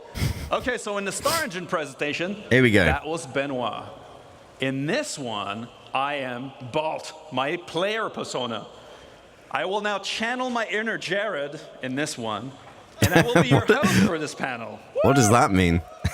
My inner Jared. Discuss a social universe, but before we start, I have a couple warnings. First one, let's take a look at this one. I took this in our last technical preview demonstration. Am I there? And God, I was so happy to see all these people on the train. It just made me like very, very emotional. And so I want to take a moment to thank every one of you that have participated with Tech Preview Server Meshing Test A, B, C, You're welcome. D, and it was E actually, I'll so tell you far. what, You the jumping into those like server meshing previews felt really awesome. To jump in and have 1,000 players, and it was completely cooked at the time, and getting that rough, quick iteration of 500, 1,000. It was so cool. And then like a few days later, they'd do it again, and it was slightly better. I thoroughly enjoyed that experience, and I'm glad I was there for it, because it was really cool that eventually now server meshing is just normal. Very cool. So I hope this is a photo with where I'm in. I can't remember what I was wearing. Maybe I'd probably be wearing this armor, so either that's me or I'm not on this train, but that's cool. Thousands to come and help us test this technology, and the team and I are really humbled, and we feel energized by your energy. So on our behalf, thank you very much. You're welcome. Now, it was a giggle, wasn't it, really Jason? Nice, other than this guy, but it does present a problem. A fundamental part of playing a massively multiplayer online game is how you connect with other players, to join in on adventures, or to receive support when you want to get out of a tricky situation, or you want to participate in endeavors that are bigger than yourself, or simply you want to run a business and make a profit. Well, as our game server shards grow, you will encounter more players, and for that, we need to scale Star Citizen's social tools to MMO size. Our ambition has always been to build a grand social system, including not only the game, but the world outside, like on Spectrum. Unfortunately, the focus has been elsewhere for a long time. We have neglected this side of the game in favor of others. For example, the Comlink app is by far the oldest application in Mobiglass. Is it? It's now time to correct this. Actually, and make yeah, progress it fills on this up plan. and you can't scroll anymore. Our goal, as a reminder, in Star Citizen is to cater to all types of players. Star Citizen in that respect is not a black or white. It's not an either-or kind of game. We are not an achievers versus casuals game. We are not a socializers versus solo players game. We are not a role players versus mechanics focused game. Or dare I say, we are not a PvE versus PvP game. We are all of those things. We strive to build a social environment in the game that is easy to engage with, consistent and dependable, and trustworthy, where you can judge danger, safety, or shadiness. And we want this to be deeply rooted in gameplay mechanics, like reputation and progression. So today we're going to take a look at the updated Star Citizen social tools and how they tie into the game. But first, cool. I'm excited about this, actually. A warning. What we're going to show. Hello, YouTube. Hello, Mr. Rat. How long do you have to fight the sandworm to get the best material quality? I don't know.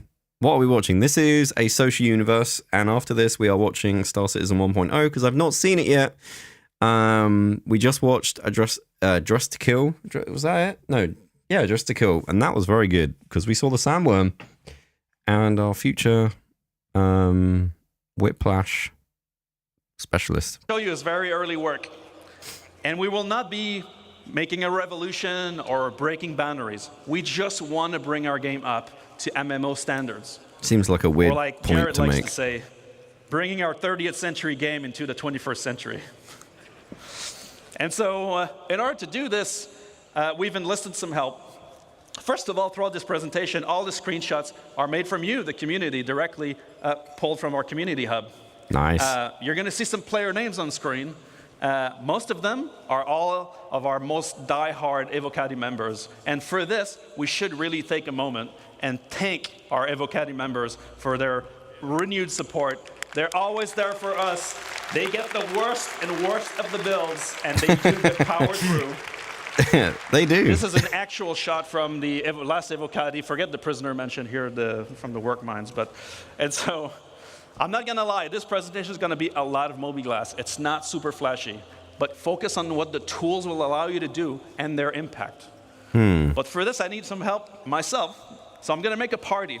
And I'm going to get some developers to help. So let me first invite our senior systems designer, Gabriel Hector.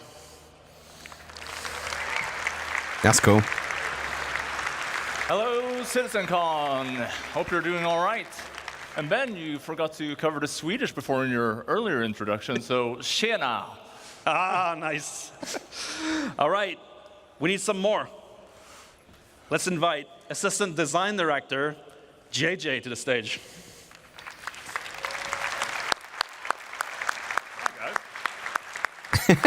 Hey, everybody. How's it going? That's quite far away. Yeah, no, you walk it out. Walk out.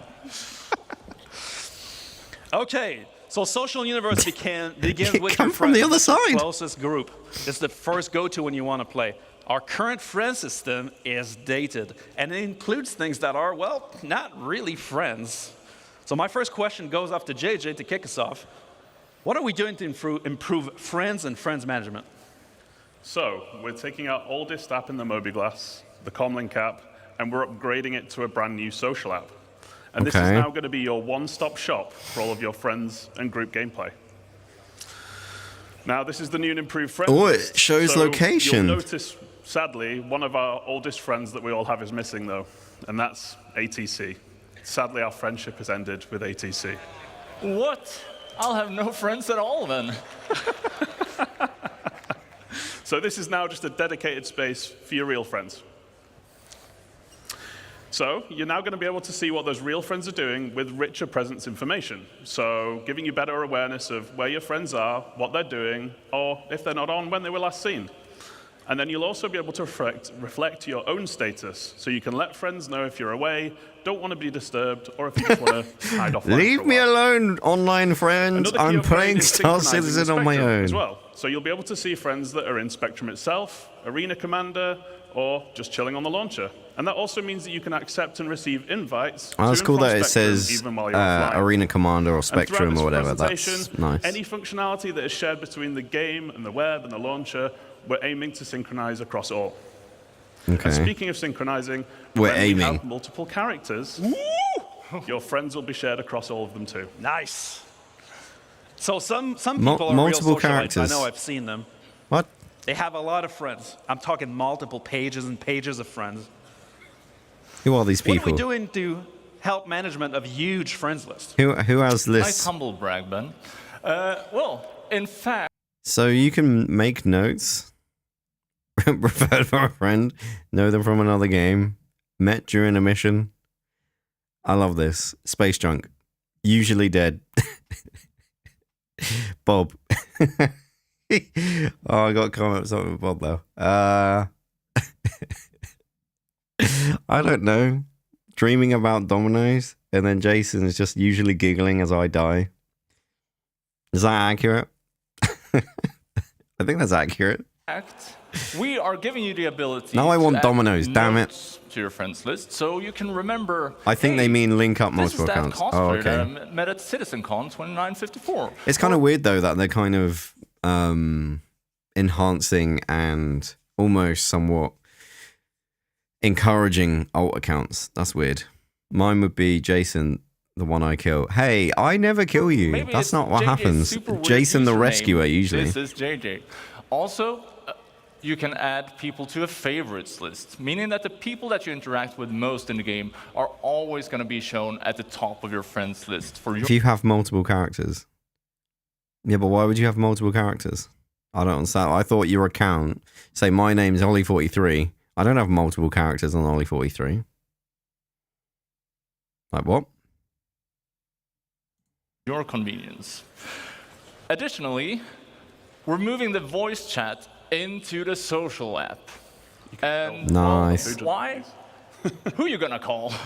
That's the question. What did he just say? You got You're food gonna on your call face. friends. You're voice chat into the social app. And well, why? Who you gonna call? That's the question. You're gonna call your friends. You're gonna call. I swear that's what he said. Maybe that's not what he said. You got food in your face, bro. Seem to have got a lot of UEC there as well, Ben. I swear to God, I didn't dupe any cargo. This is just my personal allowance. Yeah. Sure. All right, so He'll that's never all have as much cool as for I your had. close I had the buddies, but literal one thing limit. that always happens when you Which was cool. meet people is that some of them aren't nice. Abusers, pad rammers, active griefers, you know? Currently, we can't do anything about that in the game. What are we doing to help the situation? So in addition to the friends list, we're also now going to have a block list. And we like to think of block people as reverse friends. They're just people that you really don't want to talk to anymore. So what we're trying to do is we're doing something called black holing them from communications. So you can't see them talk, and they can't see you talk anymore. And not only for communications, whenever you see some of these other systems we're about to talk about where you can group up, we're going to make it harder for you to see each other as well. Now, we also have a much requested hostiles list for people who have made a real enemy of you as well. The KOS list is finally making its way in. Sorry, I just got to catch up on chat. Multiple characters. Say if you want one to be lawful, one to be unlawful. Yeah, but you can't do that currently though, can you? That's not something that you can do, right? But they're saying you're gonna have multiple characters. Is that what you're saying?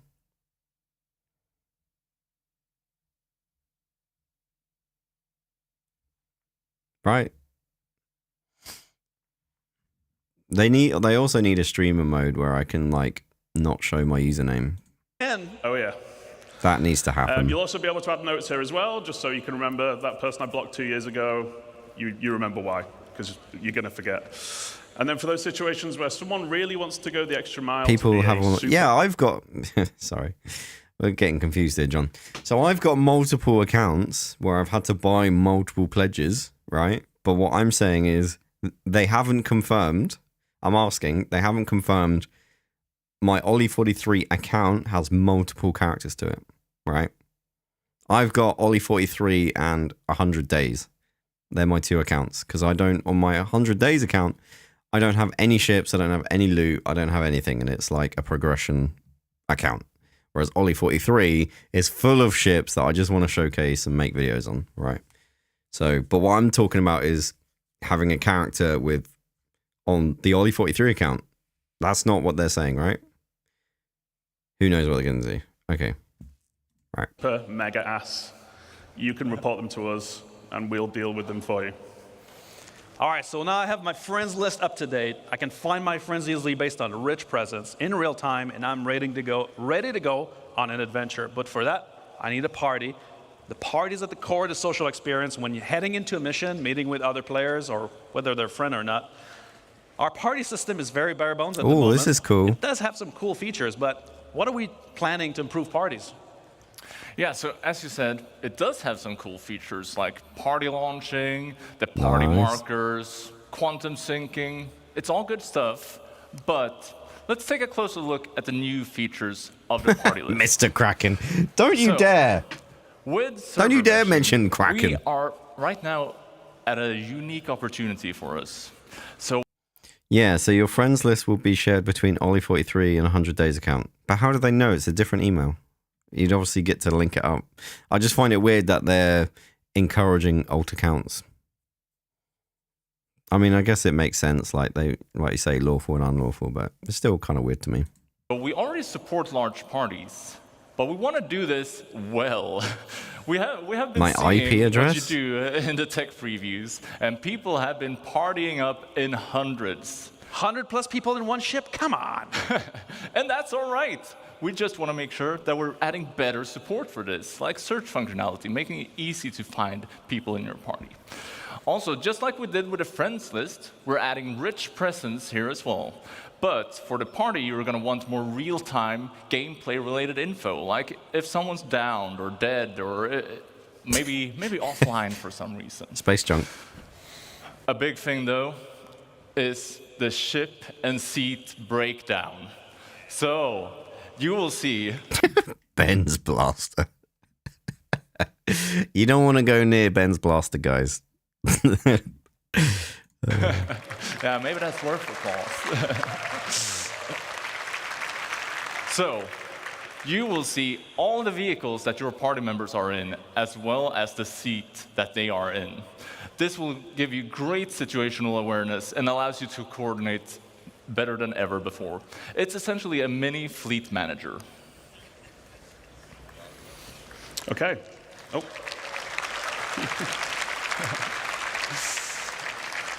So there's going to be more improvements as well. So you're going to be able to control permission for invites. So only your leaders and assistant leaders Still can wait, actually but invite people. if we so keep waiting, 600i rework ain't happening anytime soon. We're adding MMO staple as well, which is the ready No, check. you got your concept art. So That's what we as we get. add more and more challenging group gameplay, you're going to be able Thanks to for the coordinate a tier lot 1 better. subscription And in while the we're air talking chip. about group play, Thank you. Appreciate you. and maybe it's unwanted Very kind of you. group play in this case, we're improving the quality of life for our streamers as well. So we'll no longer have a shard player list. We're going to be obscuring things like your on-screen name and location and so on, just so you're a bit harder to find while you are streaming. Thank you. And that's the full friends and party tab. Pretty Best cool. change It's a party ever. for the eyes. It's a party for the others. That's brilliant. The fact that they're not going to have shard names, people aren't going to see if I'm in their server. Thank you so much, COG. I need that ASAP. All right, so the new Friends and Party place is really the one-stop shop to manage all your real-time interactions with other players or access your comms channel. That's cool, but as we navigate the verse, it's always very difficult to find people. We have a single channel. People are blasting. Junko always finds me somehow. You never know what you're going to find. With bigger shards, I know I'm the bigger shards guy now, but we're going to have a lot more players in there. There must be a better way. Whoa, Ben, we have given this some thought. So, the second We have tab in the thought about social this. app, introducing the Party Finder. Oh, that's neat. So, the Party Finder, it's a dynamic system that's going to Jason, look at this. Your life is going to be so much easier, Jason. You're not going to have to invite everybody. They can just apply. Oh, beautiful. Current, max, pending. Oh, this is awesome. Community events, here we go, lads. This is awesome. Yes. That's crazy. So if I could literally do this, Jason won't have to do it for me all the time. Like I can sit at a menu, see everyone that's applied and just hit accept. Oh, that's great. easy for you to find interesting and engaging gameplay. It's basically Also, this is really good for like non-streamers. Like, say you just like, oh, man, I'm playing Star Citizen on my own tonight. My usual crew aren't here. Let's see what everyone else is doing. And then like up here, you've got like, say this says, I don't know what it says. I can't really read it. Say Valakar hunting.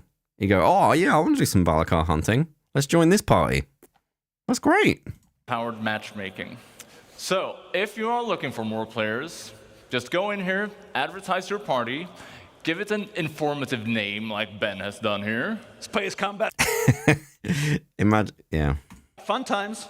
And you could even set things like a specific contract that you want to play, or roles that you're looking to fill. Wait, Maybe there's you more. need gunners, engineers. No, Jason, you're not out of a job. Now your job just remains make sure I don't die. Or pick me up from a cliff. You just don't have to do admin anymore. Pilots. Meat shields. Maybe that. You could also limit the number of members. You might want to do some, again, specific content. So you want to do with a set number of members in the party, or you might want to... Have you heard Sandworms might be in 4.1? Like very much. No, but I speculated that myself earlier. You can rewind the stream. Right? So once you have that information, then it's time to list your party. And then people are going to be applying to join your group, which is kind of like a reverse invite. You're applying to the party. Also, this is like an interesting... Because you could have like, oh, I'm doing contested zones. Who wants to join me? Anyone want to join the contested zone with me?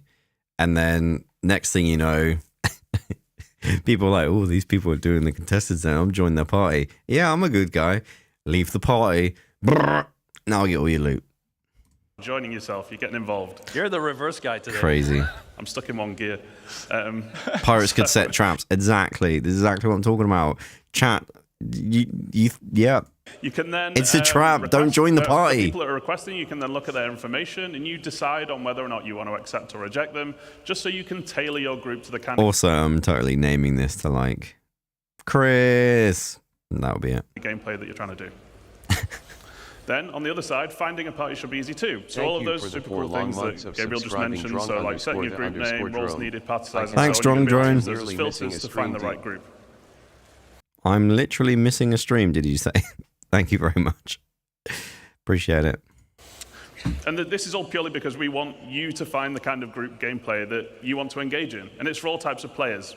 FPS combat, racing, beacons, roleplay, eating burgers at Whammers, finding cool vistas. It should always be easy to find action, things to do, and people to play with.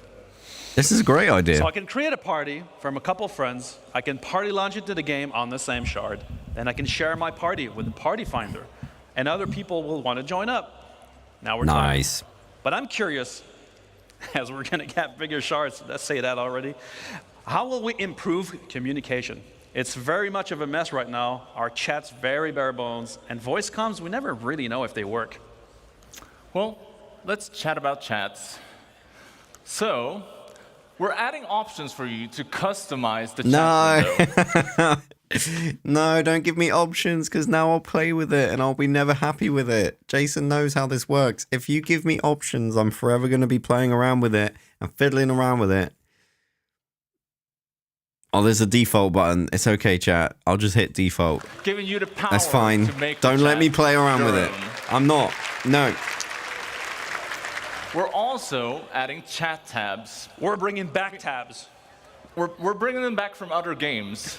And this means that you can set up customizable views, filtered for any area of the game that you are interested in. And Interesting. Ben, you had a UI team make a little mock-up of some of the other functionality we're adding, right?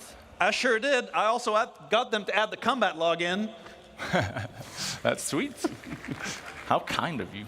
Sorry, Mike could have So, used that earlier first today off, when he got as you can trolled and he see was here, trying to see who killed We're him. making slash commands actually useful. So no longer just chicken dancing and flexing. It's going to be able to help you send messages to party, to proximity chats with say and /yell commands, as well as sending DMs to other players. Nice. What the hell, Ben? You said you were going to take Hey, that you out. wanted a real example. Sure.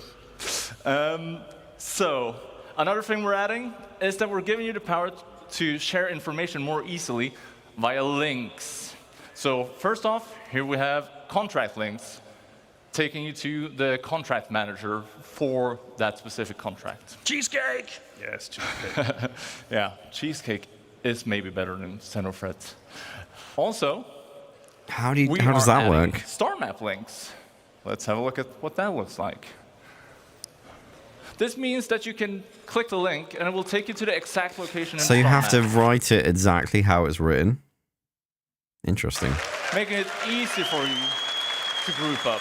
No, the crowd really loves that, but you could just search it. Is item links, and well, you'll see why you want to link items in our Crafting Your Home presentation tomorrow. Lastly, I've seen that one. I don't know what he's talking player about. links to make it easy for you to connect your friends with one another, right? So No, now what we're people talking about- are just gonna put my name in chat, and it will like find my profile and they'll spam me with messages. No, don't allow me to write my people's name. No, this is bad. No. Comms. Sean just messaged us about VoIP. Do you want to invite him to the party? I sure can, Gabe. We do need an expert to discuss VoIP and FOIP anyway. So you guys give us some air. FOIP Remember, hot and mics. VoIP. And let's invite Sean, Master of Faces Tracy, to join the party.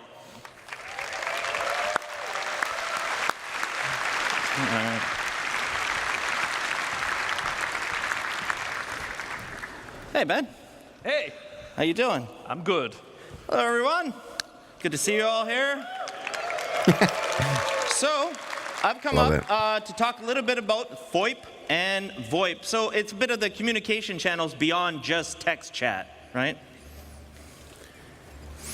All right, so FOIP and VoIP are our systems in-game. VoIP, voice Plays video calls, see each other speak in game, take selfies.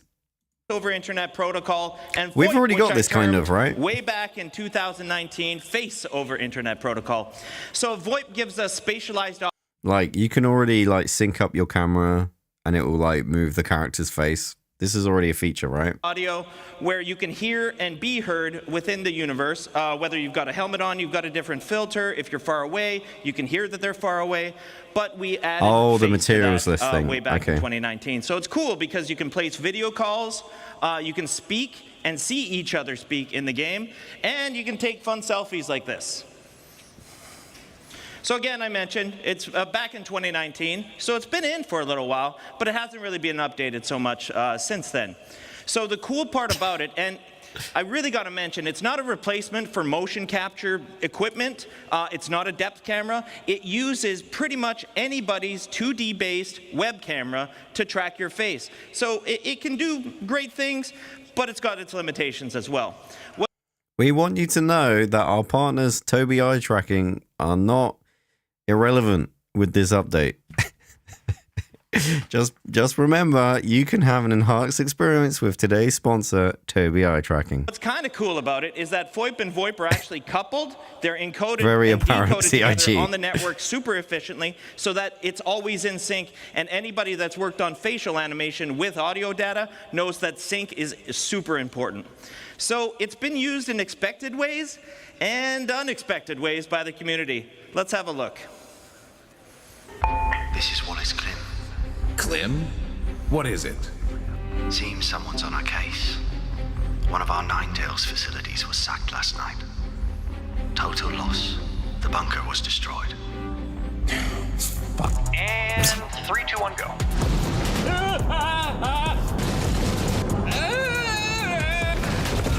This isn't what they said it would be. The subject has crossed the perimeter. Most people don't associate ladies like us with Salvage, do they, Shell? That's right, Mel. In fact, we're the best in the whole system at Salvage, aren't we, Mel? That's right, Shell. And you look like you get about a bit. What? I'll do it. You need a break. What? No, you're up there in what? Your underwear just drinking hooch or something and just singing away? Wait, we have hooch? Hi, I'm Natronics, and you're watching Redline, your source for adventurous stories throughout the verse. The name's Brad. Agent Davina Brad. Excuse me, Captain? I'm Aaron Baxter. We topped off yet, Aaron Baxter? Just about, sir. Good.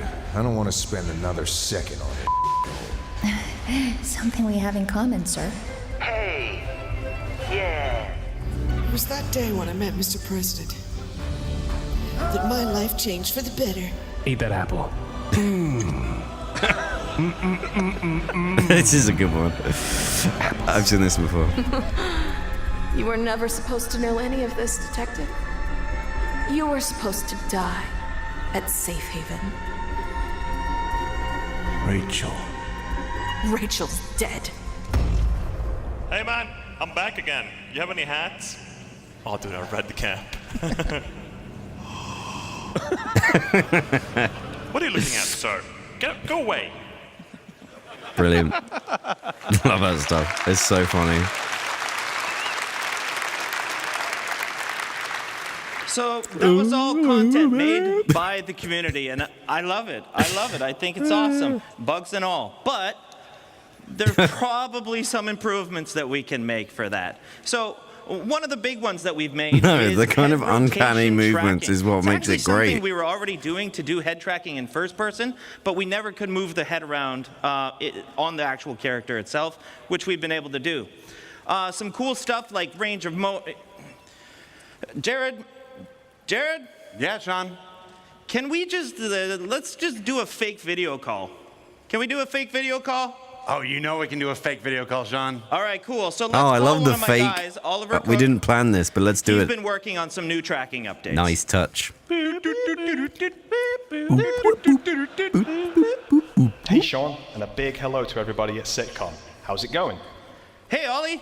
It's great to see you. Everyone's Hello. having a great time. I see you're using FOIP. Where are you? Drive. That's correct. I'm sat here in the comfort of my own home, talking to you via the power of FOIP and my webcam. We've been working on FOIP recently, and we're starting to see some improvements to the quality of the tracking in-game. That sounds awesome. Can you tell everyone what you've done to improve it? Well, we started off by looking at what we originally had, and we realized that some mouth poses were really difficult to pull. So we focused on improving the range of motion of the mouth, which now looks like this.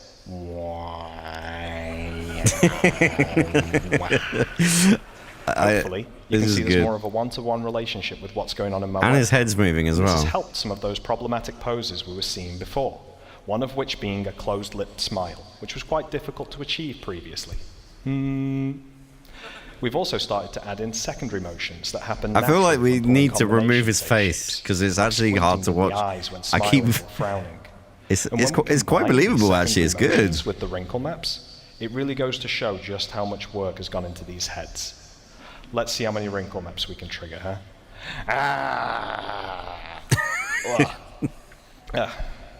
It's pretty good. Finally, one other thing we noticed was the tracking quality could be quite noisy in environments where the lighting is less than ideal. So to combat this, we've introduced tracking stabilization, which helps to reduce the amount of noise we get from the webcam. We're seeing positive results in low light conditions, but we're also seeing a small quality boost in optimal lighting conditions. The result is a more expressive... Did it blink then when he blinked? I think it which is great did. for using in-game or making videos in the verse. And we still have a little ways to go with FOIP, but the future is bright for this feature, and we can't wait to see what wonderful things you use it for in the verse. So I see you're in the It character did, yeah. creator. Let's change how you look. Yeah, let's do it. Let's change up my appearance here a little bit and see what we can make. The super cool thing about the character Yeah, this is what I wanted to that see. it This is continues to track my sick. face even when editing. And this is great if you want to see what FOIP will look like on your character before you commit to And your his eyes are appearance. being tracked as well. Let's start off by changing my hairstyle, shall we? We have a bunch of cool hairstyles to pick from, and I used to have pretty long hair back in the day. So let's try and find something longer than I currently have. Okay, that's wild. Not quite what I'm looking for. And his but head what movements. else This do is we really have? good. Dreadlocks. Super cool. Not what I'm after, though. Let's see here. There we go. Much better. The fun thing here is with the head tracking, it's much easier to rotate around and quickly see what I'm going to look like. Let's stick with that for now. Oh, That man. looks good to me. With our We sponsor. can do the same for anything else in the customizer, but I'm going to go ahead and remove my beard here. 'Cause I want to show No, you that beard FOIP for the still win. works when changing the structure and characteristics of my actual face. We have a lot of heads in our customizer. And I'm I gonna just cycle realised he through hasn't each of blinked. them here to No, he's show doing you an incredibly whatever good we job at choose, not blinking we're right still now. tracking, and we're good to go. We can even start to manipulate individual aspects of the face, with no detriment to the mapping onto the head. VoIP won't break when you combine these heads together. So if you just want to tweak a small aspect of your character, or take on the likeness of one of the heads, The character's still talking, but it's changing. Exactly how the No, tracking please scheme stop works based on doing your this face movements in the slide. webcam. Man. You can now see I'm someone totally different, and we're having no troubles tracking. And if I don't like what I've picked, I can always just randomize here. Which I think is a great way of not only showing the countless combinations of heads that you can make, Is that boy? but also that VoIP will continue to work with anything that we throw at it. That's brilliant. I think I'm looking pretty good here, Sean. What do you think? Yeah, good. I think it's pretty unique to Star Citizen. Thanks a lot for showing it. It's unique to Star Citizen. Anytime. Sure And I is, hope buddy. everybody has an Sure awesome is. sitcom. See you later. Oh, man. Oh, that was great. That was a great segment.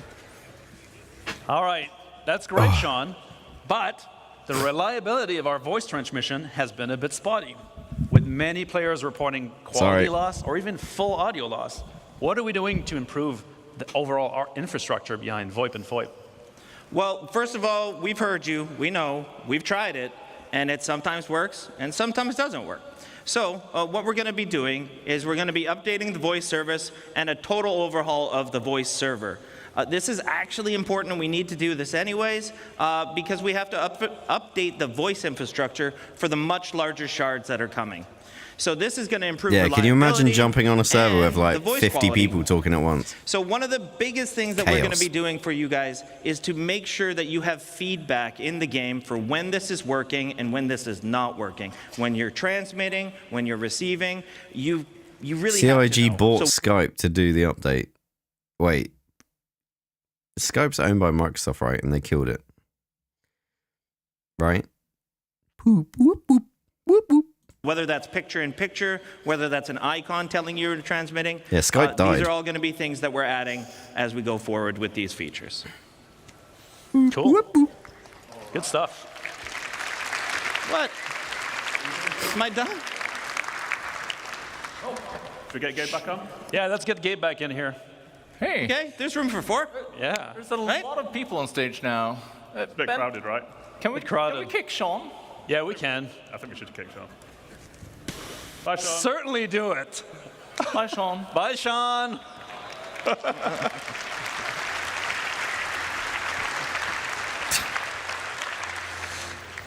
All right.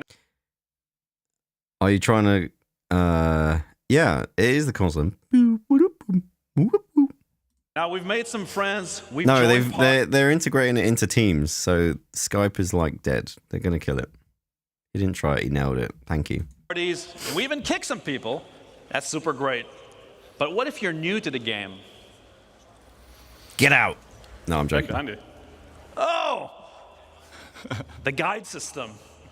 So we've introduced the guide system on the web a while ago. And this allowed new players and experienced players to match up, basically for a new player to get training and learning the ropes. Wait, are we bringing it in the game? Yeah, of course we are.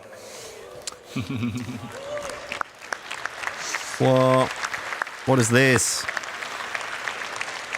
So, ultimately, we want to encourage you all to help one another. And it's very important for a game This is as wild. large and as complex as Star Citizen is. And while we're improving how we teach you the game, it's irreplaceable to have another player by your side showing you the ropes. So we want to keep the guide types from the website, because there's already a lot of good ones there. And they already cover a very wide variety of gameplay. I And as think we it add being more in-game systems, is more guide better. types are going to get added too. And base building's a great example of that, which is a little teaser there for tomorrow. No teaser. Your tease. Oh, yeah. But now, how do you become a guide? So now there's going to be a list of requirements that you've got to meet. And this list will require you doing content like contracts, beacons, or many other things as well.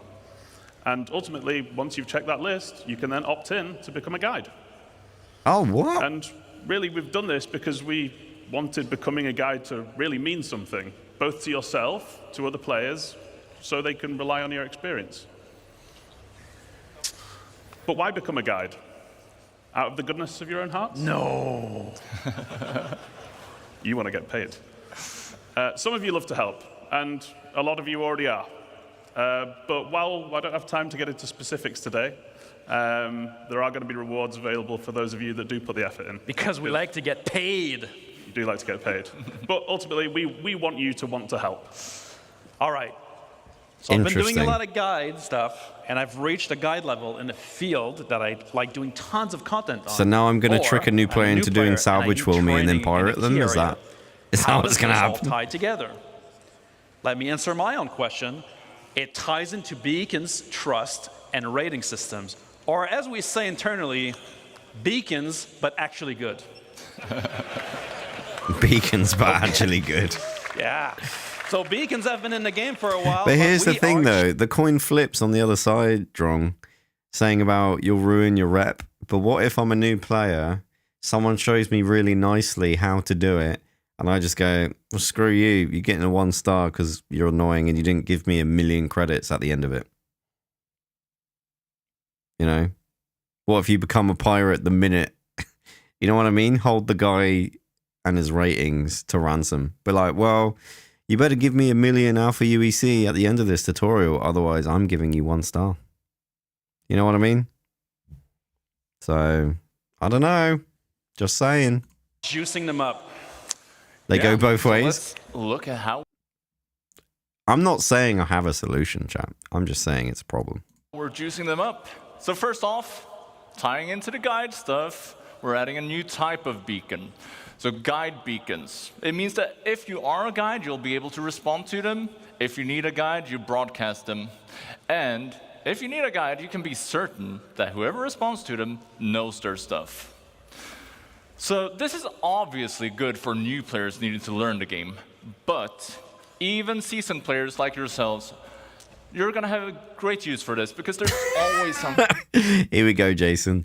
Select medical, type in the text field, fell off a cliff trying to get my stuff back. My loot is under the ground. Please bring a tractor beam, something to heal me with, and a ship to get me onto the ground. You know. Something new to learn in the verse. So you just post your question, you broadcast it out, the guides get alerted. And a hot dog, they can yeah. accept it, contact Gotta bring a hot you, dog. and once you have the information you need, you take the beacon down, get out there, and use your newfound knowledge.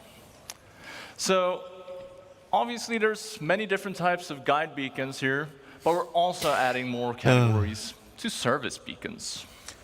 Now all this beacon stuff sounds fine, but let's be honest. I have a friend, not me, but every time they use a beacon, they get ganked. How are we going to do? What are we going to do to make sure that whoever is answering my call for help is trustworthy? Are you sure that's your friend and not you? Yeah, okay. So we've got a few ways of tackling this, and one of them is actually subsidizing the beacons. So guilds contribute rewards to the payouts on service beacons, and we'll get to guilds shortly. But that could be money, reputation, or potentially other rewards as well. Because we like getting paid. And ultimately, that keeps the cost down for the people that need help, but rewards the people that are helping. And this actually finally makes it viable to do beacons for whatever profession you like to do. Medics, refuelers, and repairers, just to name a few. But if you misbehave and you fail the beacon, there's no payout for you. So that's one incentive. The other is that we're adding a proficiency rating. Interesting. Responders can earn that rating by successfully completing service beacons. You go from bronze up to gold, which indicates your level of experience and success, and only the top few will be able to earn platinum status, which essentially puts you on a leaderboard and marks you as one of the best playing in your region. I want to be the best escort I can, guys. When broadcasting, responders offer to help, and you'll see their rating. Then You heard get it to here pick first. who you want to help you out. Then let's say you're not very good, or you like to misbehave a lot. My medical rating is awful. Failing a beacon will result in losing rating, and then repeat offenders will enter the red zone. The bald zone. And then only really I'll desperate be the people best are gonna delivery take boy. you on. We're making the system much more robust to the point of automatically determining success or failure. So we're putting a lot of focus on making the system difficult to exploit as well, in the many Interesting. different ways that it can be right now. So criminal types, like you, Benoit, we'll have to get much more creative. So yeah, that's all great from Olli43's escort agency. Yeah, we're going to have the best escort rating in the verse. Yep. the Beacon broadcaster's perspective, right? Pretty cool stuff. But they're not the only ones getting ganked. The Beacon responders, they're also in a bad position. So what are we doing for the Beacon responders? Well, we want to give you some idea of the risk you're putting yourself into by responding to the Beacon. So we're adding trust rating. So if we look at this person who's looking for some help to repair here, well, you can see their last 5 I'm so watching this VOD in 2 hours. It was a good VOD so far. That's all I got to say. Absolutely. I hope you enjoy the VOD. Mm-hmm. Casted. They have 2 It's a good time. Thanks Something's for the gone Prime wrong, subscription, but it wasn't necessarily Thank you very much. Appreciate you. And good to see you. bad or illegal. Then they have a red one. That's bad. They have been up to something. But they have also been successful with 2 beacons. So, well, at least you can assess the situation before. I like this. This is actually a good indication. Oh, this guy's a pirate. Nope. No chance. No. It ensures your safety when doing a good deed.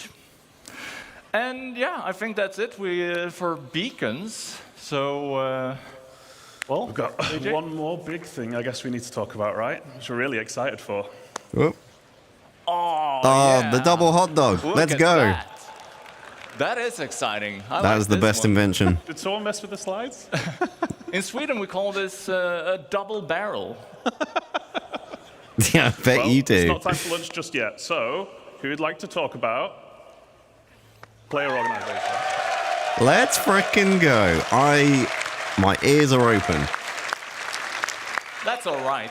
It sounds like we've got a few people in orgs in the house today. But Benoit, you talked about... Yeah, I absolutely. I bet the crowd is full of people that all they want to do is set up an org, do org stuff. I'm ready. My body is ready. A while ago, right? It's been 84 years. So I was originally asked to outline the original ideas behind how organizations would work in the very early days of the project. A younger Ben, big ideas, same ideas, now action. You have no idea. Now I get to implement my plans. I love that.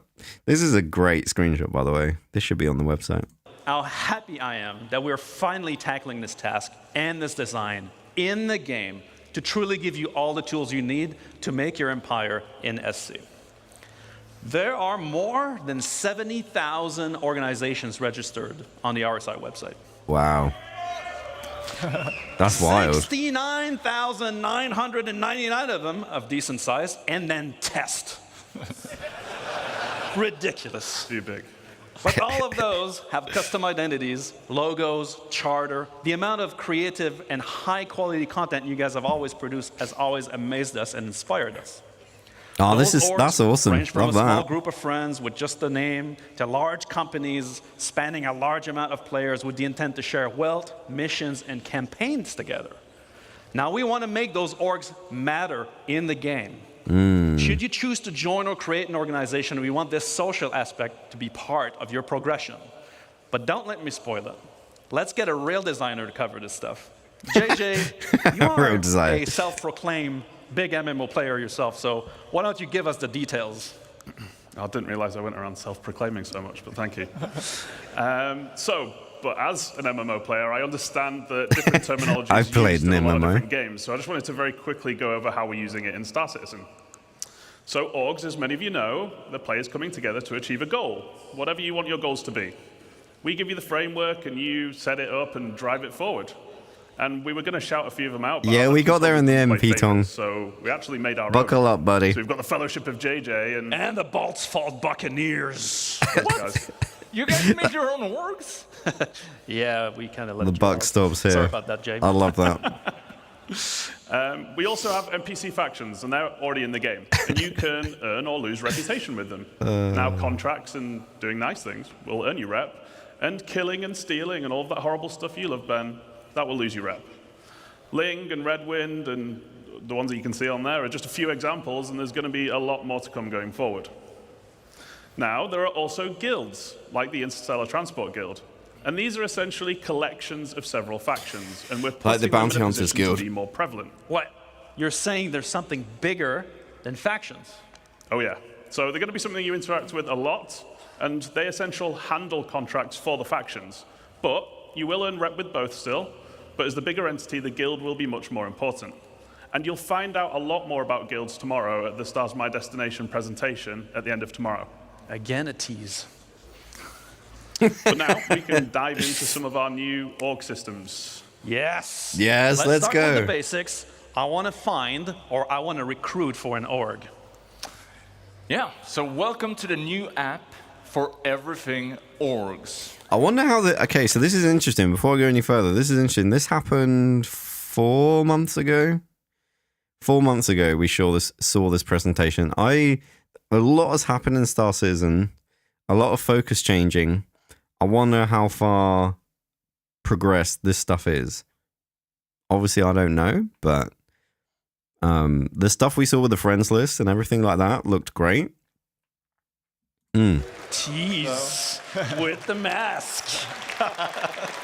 So, orgs can be big and complex, and as we said, some Not on the roadmap yet. Yeah, it's not on the roadmap, but there's a lot of things not on the roadmap that are being worked on by someone. of them have thousands of members. So when we designed the app, well, we made sure that we took this into account, but it's also something that we can expand on moving forward. The fact that this is in the game is great, by the way. Now, I'd like to point out that the Fellowship of JJ, like every designer-based Sorry, what? Let's kidnap a developer and find out.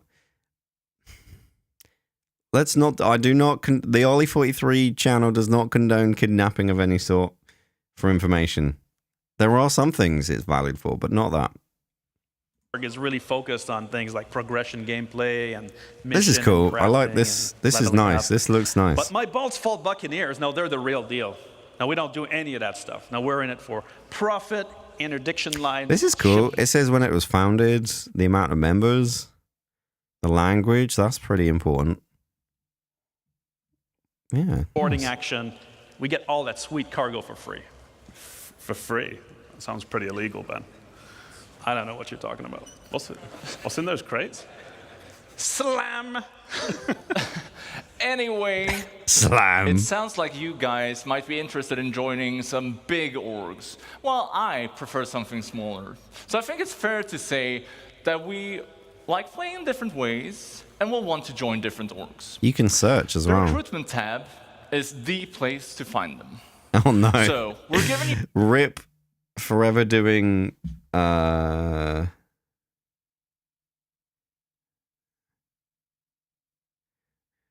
RIP to my org, which will forever have requests. you the tools to promote your org to potential members in order to give a best first impression to them.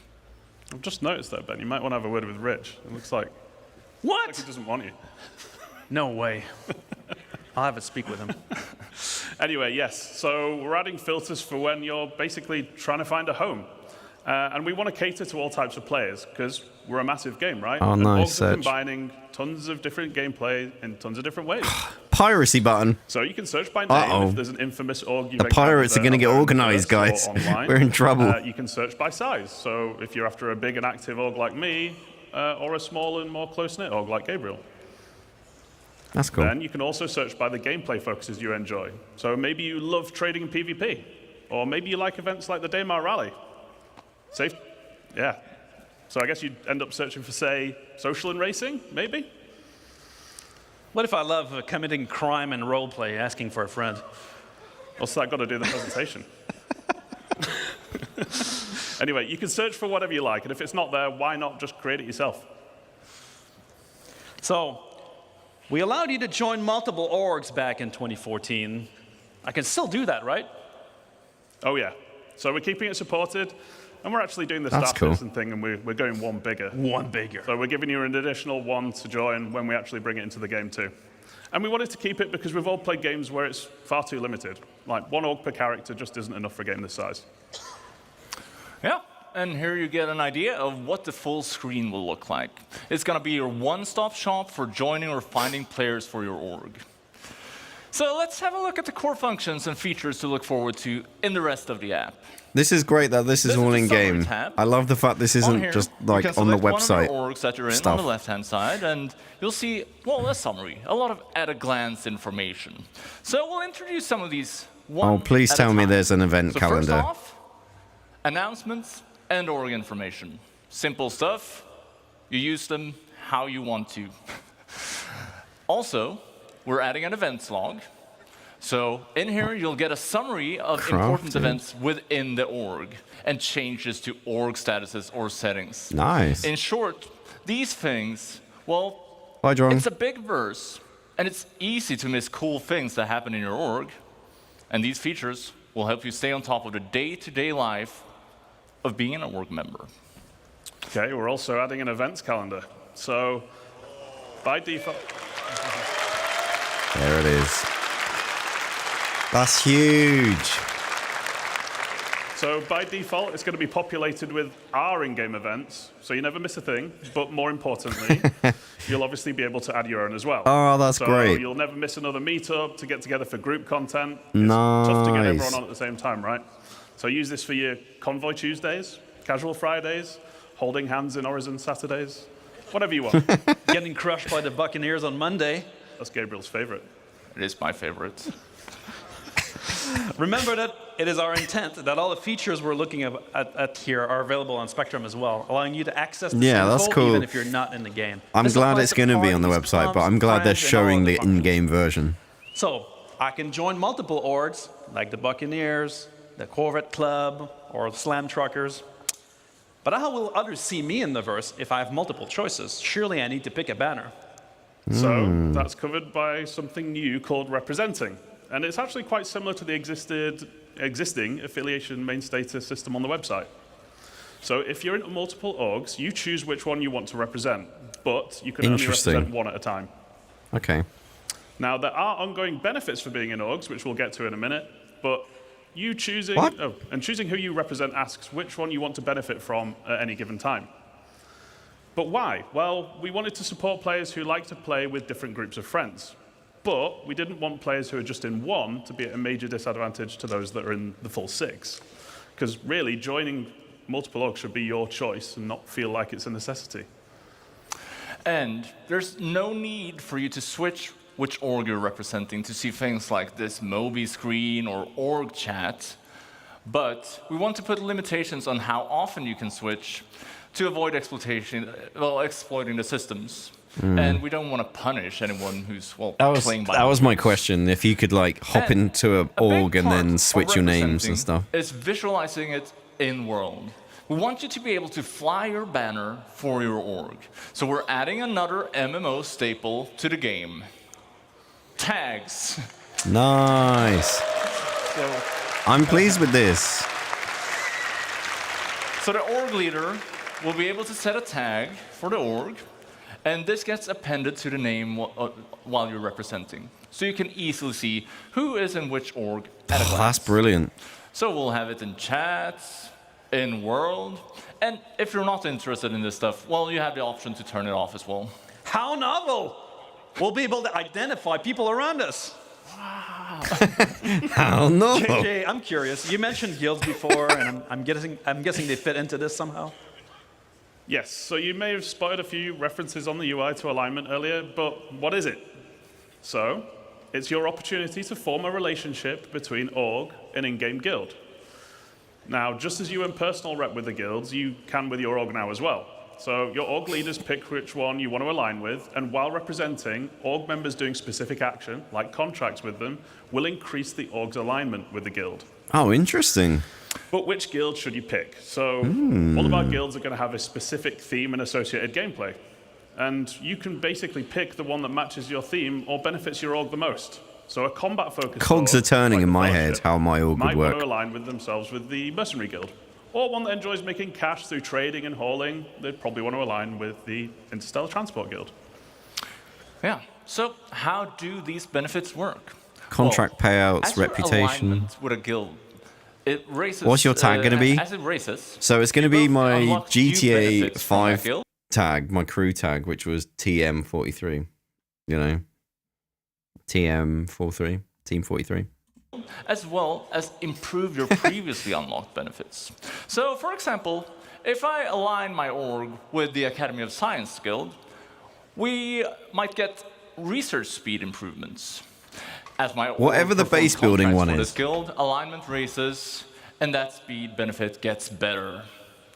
And needless to say, Not other yet. guilds will have other types of benefits. Finally, on guild alignment, you are not locked in forever. You can switch at any time. However, that will put your alignment back at 0. It so resets. it's a big Damn. choice. Okay. So every member gets full benefits. Well, not necessarily.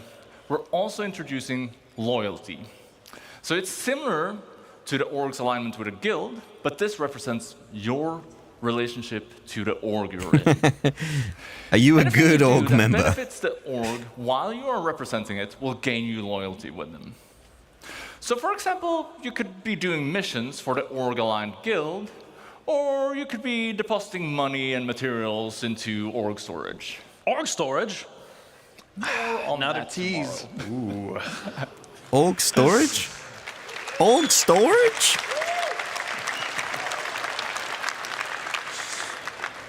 Ultimately, we wanted to encourage long-term membership. Such a tease. Because we don't think you should just be able to join a well-established org and then just get everything instantly for no effort. So to put it simply, having low loyalty limits what you gain from the org's alignment benefits. And having high loyalty gives you full access. We also wanted org leadership to be able to view members' current loyalty and use it as a tool to reward appropriately with things like ranks and permissions. And then loyalty resets to 0 when you leave an org, so there's some incentive for sticking around. Wait, does that mean I lose my loyalty if I change my representation away? No, so not representing puts your contributions or ongoing benefits on hold. So when you start representing again, you essentially just pick up where you left off. But what if I leave the org? It's not very loyal, so it resets. Right. Well, so, you know, in my org, my Buccaneers, they're mostly scoundrels, and so they tend to join and leave, and, you know, it's not very loyal in general. Larger orgs, they tend to be a pain to manage, though. With the flow of joiners and leavers, do we have any tools to help managers like me? Well, let's have a look at the members This tab. is huge. So this is less I'm excited complex about than this the next previous bit. tabs, but it's equally important. This is where you see the community of your org and your place in it. So in here, you'll be able to manage members. Oh, you can leave notes. Leave Nice. notes and see the ranks of members. Org, ranks. And as we did with the Ranks. friends list and the party list, we're adding rich presence in here. Beautiful. This is the rank panel. It gives you a clear indication where you sit within the community. And you'll see permissions on here, but that's something that we'll delve more into at a later date. For now, I love I'll this. just say that the leader might be able to determine permissions for each rank, and well, it could be things like inviting new members or accessing org storage. Stop teasing us with org storage, God! Come on. So, all right, so orgs form I and want org friendship storage. and animosities build up. Maybe my Buccaneers and the Fellowship of JJ don't really see eye to eye most of the time. Would be great for this to translate in game, wouldn't it? It would, wouldn't it? Interesting. So yeah, it's a good job we got it covered, which is with our new alliances and rivalry system. So you're going to have the ability to create alliances and go to war. And there are many reasons to make friends. You might want to have trading partners, or you might want to group up for protection if you're playing Okay, something guys, like which Pyro. content creators don't And we at the like? same time, there are probably going to be many reasons why you won't get along. Which Maybe content all creators are we going attacking or to stealing put from as you. enemy orgs? Alliances forming are an agreement between two org leaders, and it has to be mutual. You can't force someone to be friends. Unlike real life. Requests are sent from the screen if you have permission, and you could respond here as well. And as a bonus, allied orgs are going to have additional lines of communication, like alliance chat. or being able to share alliance events on the calendar, just to name a few. So, rivalry, that isn't a mutual agreement. If someone decides you're their rival, well, tough luck. However, you could reach a mutual agreement to make a truce, putting you back at neutral. And there's no real benefit to having rivals, so we want to make them easy to identify. That's why alliances and rivalries tie directly into hostility indicators. So just like now... so instantly show you red, even...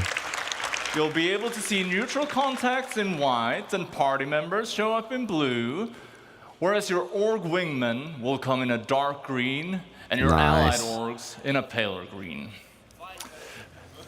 Your rivals will show up in red. Or people in your kill list. The kill list. People on your kill list that we mentioned before will also show up in red or orange. If you're not, well, they're not legal to attack. That's the go straight to jail card if you kill them here. So you've marked them as bad, but accessibility options for this stuff as well, to make sure that everybody can benefit from these updates.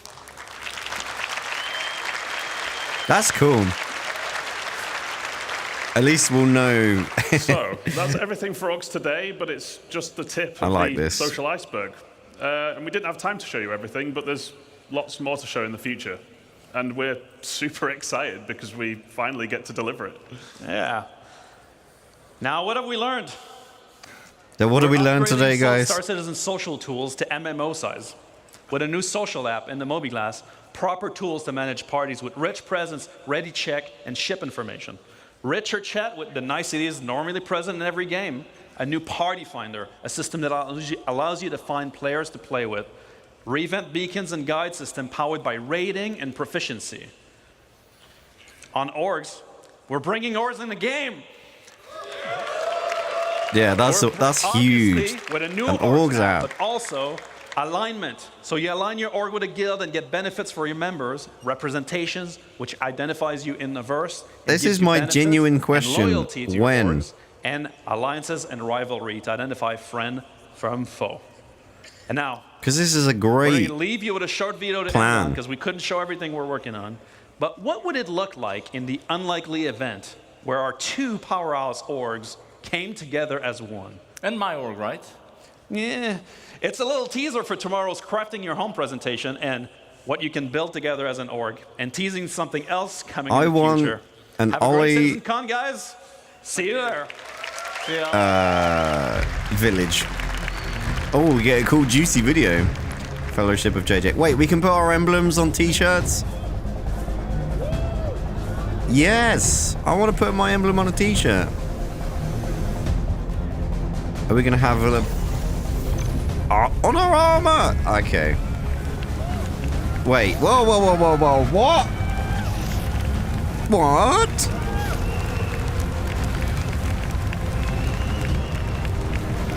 Oh, I love that. And hats. Dude, that's sick. What? No, don't do that. I want to put my stuff on my... Oh, that's cool. I want to put... I'm going to have to make a big logo with my face. Like that. That's... I'm literally going to put a giant square of my face on the side of ships. And on t-shirts. And on hats. It's going to be perfect. No one's going to want to join the org. Oh, that was good.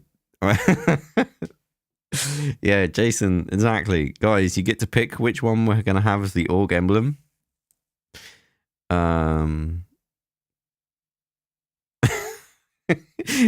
I don't know if we're going to have that tool or if it's going to be like for example, some emblem, they have emblem creators, so you can't really do that kind of thing. I'm just thinking how much policing that's going to take. This is what I'm talking about, Pitong. Like, what if I just uploaded a giant, just literally put it on the front of my hat? We're going to have some AI checking going on or something. Ah, yes, the Olli43 cult. Exactly. Where I'm just like, Perfect. Yeah, they haven't said you can upload a logo, to be fair. I wouldn't be surprised if there's like a logo builder so people can't do that kind of thing, but oh man. I like the colors though. Being able to choose a squad color. That's cool. Very good. I never visited Hermitage more in that role. That's hilarious. Oh man, that's great. I love that. Right, we're about to watch Star Citizen 1.0. I'll stop recording. I'll do an intro for it because I'm gonna upload it on the main channel tomorrow. Yesterday, I'm gonna upload it yesterday. That makes no sense.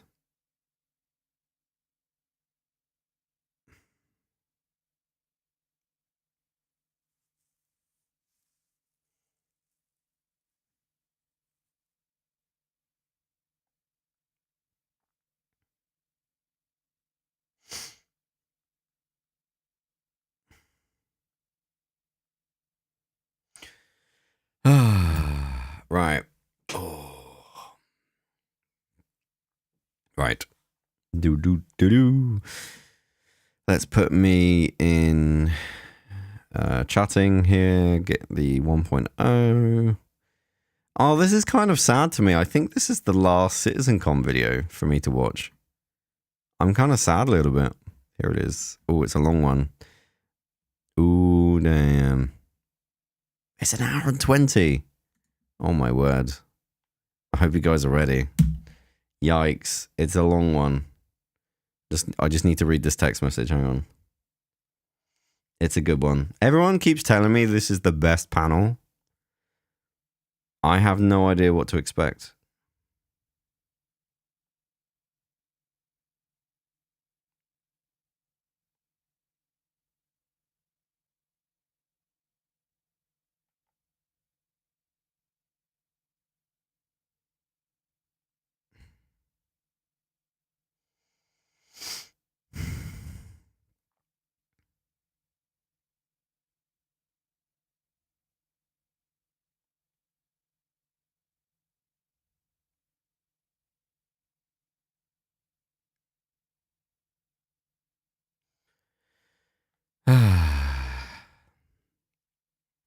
Sorry, just bad shit going on at home.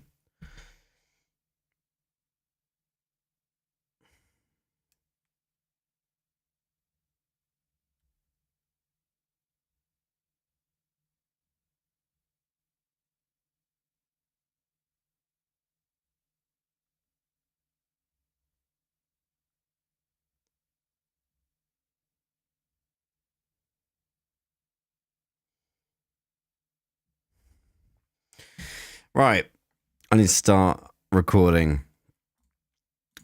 Okay, so the most promoted... No, not the most promoted. We're going to retake that.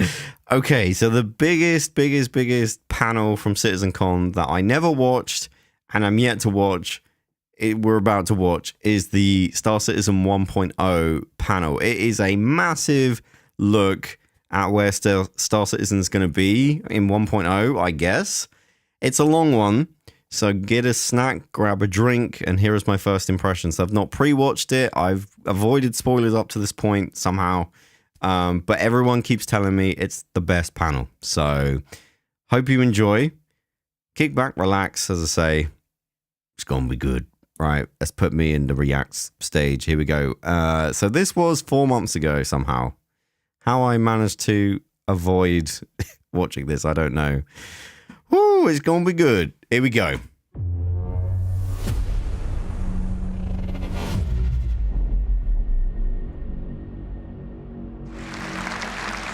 Chris! Hey! Hey! Well, I hope you had a great day yesterday. And by the way, there's a perfect run through that Rich did immediately after the show. He went back to the office, ran it through, no crashes, no nothing. It's up on YouTube. And by the way, that's a dedication of Rich. Is like. I will comment. Apparently, so I didn't know this. So I watched that version with the no crash. Apparently, at the event there were crashes in the playthrough they did of Squadron. How frustrating. So Chris is obviously commenting on that. Okay, I'm going to get it done properly, and he did it. And it looks great, and it doesn't have any screen tearing, because there was some screen tearing. There was a technical glitch in the setup yesterday. So anyway, watch that. And if you're doing comparisons to the old Forget stuff, about that. compare with that video. It was a very, even though there would have been crashes or whatever, or screen tearing, Squadron 42 thing looked amazing. Just want to say that. But anyway, I hope you guys liked this morning. There was the base building and the crafting, the ships you'll be able to do. That was a good panel. For me, the ability to sort of create your own place somewhere in the verse, find the perfect spot for you to make your home or harvest resources, it totally changes the dynamic of what the game will be in terms of exploration and people spreading out, and I think putting roots down in the verse. So I can't wait till we get that in there. I mean, that's one of the things that makes me incredibly excited, because I think it will just... This is really good to hear that Chris is very keen on base building. But that is a perfect example of Star Citizen, how it's grown over the last 12 years, because we definitely did not have that on the initial Kickstarter or the pitches that we were doing. No. And, Star Citizen is a living game. I mean, we're constantly always adding content and features and tech. As you can see, we're constantly upgrading, what we're doing on the graphics side, making it better and always improving it. And even after we would consider it a released or a shipped game, not an alpha game, we will still be doing that. So it's just it will be a living game.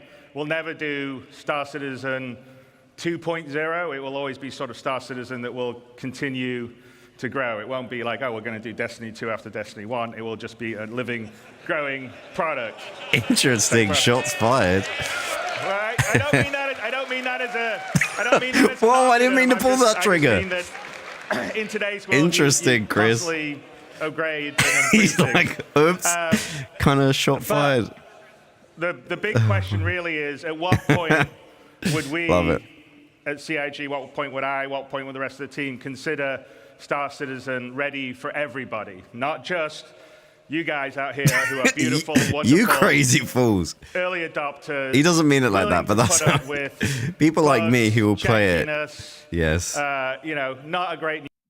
He just said bugs, jankiness. I love this version of Chris that he's just like, yeah, we know the game's not for everyone right now, but this is what it will be. I love this. I am excited to hear what he has to say. New player experience. We know all those things are things that we want to fix and improve. Good. And we want a game that everyone can just get into at the beginning, understand it, have fun, pulls you into it, and then has a huge amount of depth. So the question is, what is that? And that is what we call Star Citizen 1.0. It's a good question to answer. It's something that we've been talking and looking and designing and thinking a lot about over the past X number of years. And now we thought, what we should do, because I think half our sort of initial stuff is from a long time ago that you've seen, and then occasionally we'll talk about things we're doing in, Inside Star Citizens or SE Lives. But we're like, okay, let's tell everyone the marker. This is what it is, Star Citizen 1.0. When we hit this, this is what we consider we're ready to go wide. Everybody in the world can get in, play it, whether you're hardcore or casual, have fun. We're ready for the casuals, essentially. Have a great time. And so that is what we're going to tell you today, is what we consider Star Citizen 1.0. That doesn't mean, as I said, that we'll stop at that point. We'll continue to grow and build and add things. So fishing is not on Star Citizen 1.0's list, but I'm pretty sure... Uninstall. I know, but I'm pretty sure it will be not that long after 1.0. But that is the example. We're going to tell you what the marker is. And, to do that, Rich Tyra, who's our senior game director, is going to come out with a few of our other directors, and we'll lead you through what 1.0 will be. This is a massive presentation. I'm so excited. Yeah, just drop an A2. That's how you go fishing. Don't crash. Yeah. Hello, Citizen Con. Don't crash. So, my name is Rich Tyra, and I'm the Senior Game Director for Star Citizen and Squadron 42. Now, I've been at Cloud Imperium for many years, and I've read many, many Spectrum and Reddit posts. You haven't watched any One videos? consistent question I'm always joking. see is, what type of game is Star Citizen? And I've read many, many answers. It's a PvE game. It's a PvP game. What about non-combat? Ultimately, it's all three. 3 types of players, 1 universe. So how do we connect those players to create a cohesive game, and not just a set of features bolted together? And it comes back to that elegant, simple question. What type of game is Star Citizen? Well, today, we're going to find out. Okay, so before we get stuck into Star Citizen 1.0... Okay, before we go any further, I just want to ask chat, does anyone think this presentation, or the answers in this presentation, will change by the end of it, by the time it comes out? Because the whole point of this presentation is meant to be, this is what we're building. And it shouldn't change, right? Otherwise, what was the point of the video? So, do you think it will change? I hope not, because I'm about to spend an hour and a half of my time watching it, and if they start changing the goalposts, what was the point? I think I need to clarify a few things. Firstly, what about 4.0? Where does that fit in? Well, 4.0 is the patch that contains server meshing and pyro. And fundamentally, it's an alpha development patch, which means it's adding further tech, features, and content to our alpha version of the game. Well, this is weird. Obviously, we've had 4.0 since then. It's beyond 4.0, all the way to 1.0. And the big difference is that 1.0 is the full release of the game. It'll be so weird when this happens as well, because it'll be like, people won't be able to use the excuse, oh, well, it's an alpha. No, it's released. 1.0. Should be fixed. To a normal patch. Well, firstly, let's look at the 1. The 1 means we're committing to higher base performance and minimal bugs. No longer will we reference that the game is in development. Yeah. This will be a fully released and polished experience. It means fully rounded gameplay loops, from new player experience, no tier zeros, story missions, and end-game content. And crucially, it means no more resets between patches. It's a true... Oh, that's such a big... There'll be an exploit. It's a true persistent universe. So if that's the 1, what about the .0? Well, it's just as important. It means we're still committed to continued development, with new content and features being planned post 1.0. But those features will no longer be There's tier always 0. ways to roll the exploiters back. We'll be committing to a higher benchmark of quality for each I hope patch, so, Petong. each patch. And most importantly, it's a moment in time. If there is a content, feature, or star system that we've mentioned in the past that is not in 1.0, it just means it will come later. 1.0 is more than just a number change. It's the beginning of a new phase of development of the game. Okay, so we know what the 1 is and the .0, but before we move on, I want to address one important point. And for this, we need to go all the way back to the beginning. Oh, boy. Here we are. Here we go. Kickstarter. As a backer myself, it brings back memories. And it also reminds me we had a lot of stretch goals. And one of those goals was 100 star systems. Yeah, let's talk about that. That's such a... But, and there is a but, the star systems of old are not the star systems of today. They were based on the privateer and freelancer model. They were unexplorable planets with an isolated and small landing zone and had automated landings. And we all know how that went. They're still on the website. To give you an idea, Stanton had 4 points of interest, and the entire 100 systems only had 90 POIs. Compare that to Stanton today, and we have 1,626 points of interest. So is this... And that is going to be dwarfed. I wasn't there for the original Kickstarter, so I can't... But my impression was people were expecting Stanton levels of 100 star systems.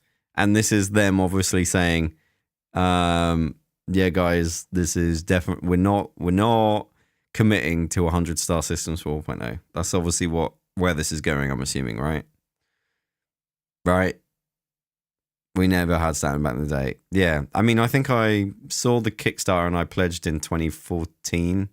So I wasn't far behind, but I wonder how many people, if you ask them, think that based on the 100 systems of the...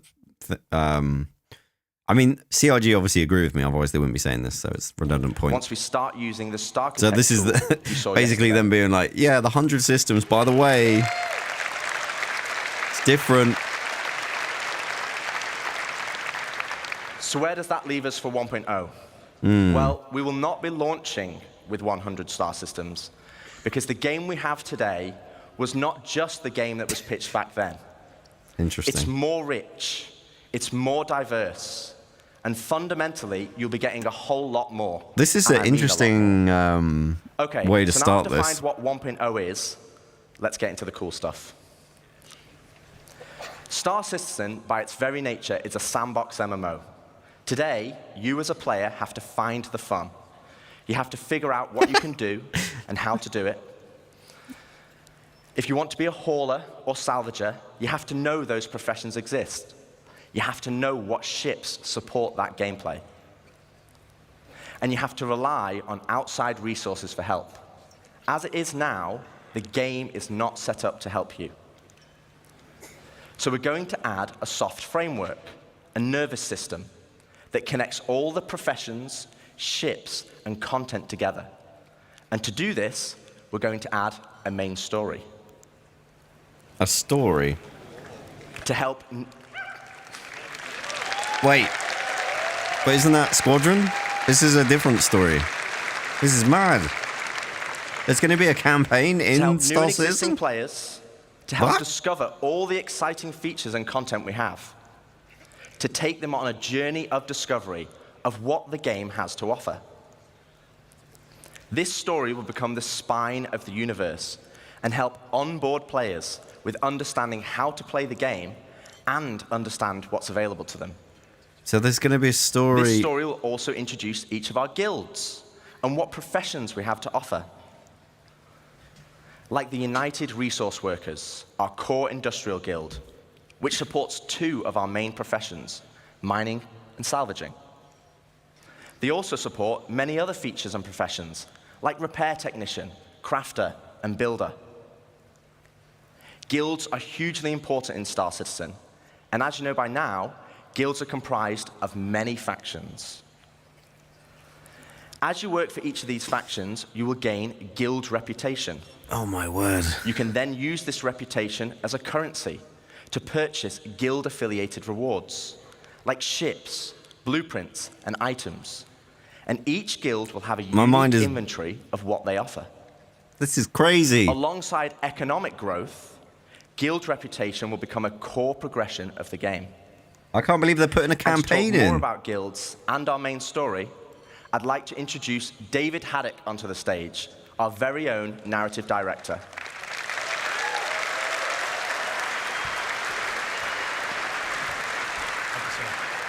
So there's going to be a campaign in the PU. How's it going?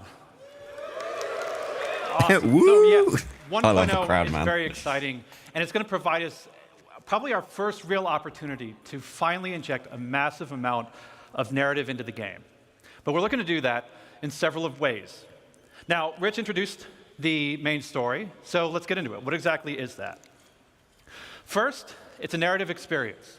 This will be a crafted story through the star systems and professions of the Star Citizen universe. I'll just take a pause. I'm going to try and not pause. It's already 100. It's already an hour and 20 thing. This concept is awesome, and I love it. Because what the game needs is to handhold people into the game. That's what it needs. At the moment, you need a friend to do this for you. But if the game can facilitate taking you through things that interest you and teaching you and gives you kind of like a tour of the game before you then go and experience it, that is brilliant. I love it. It's a great starting point for new players. Narrative experience, it says.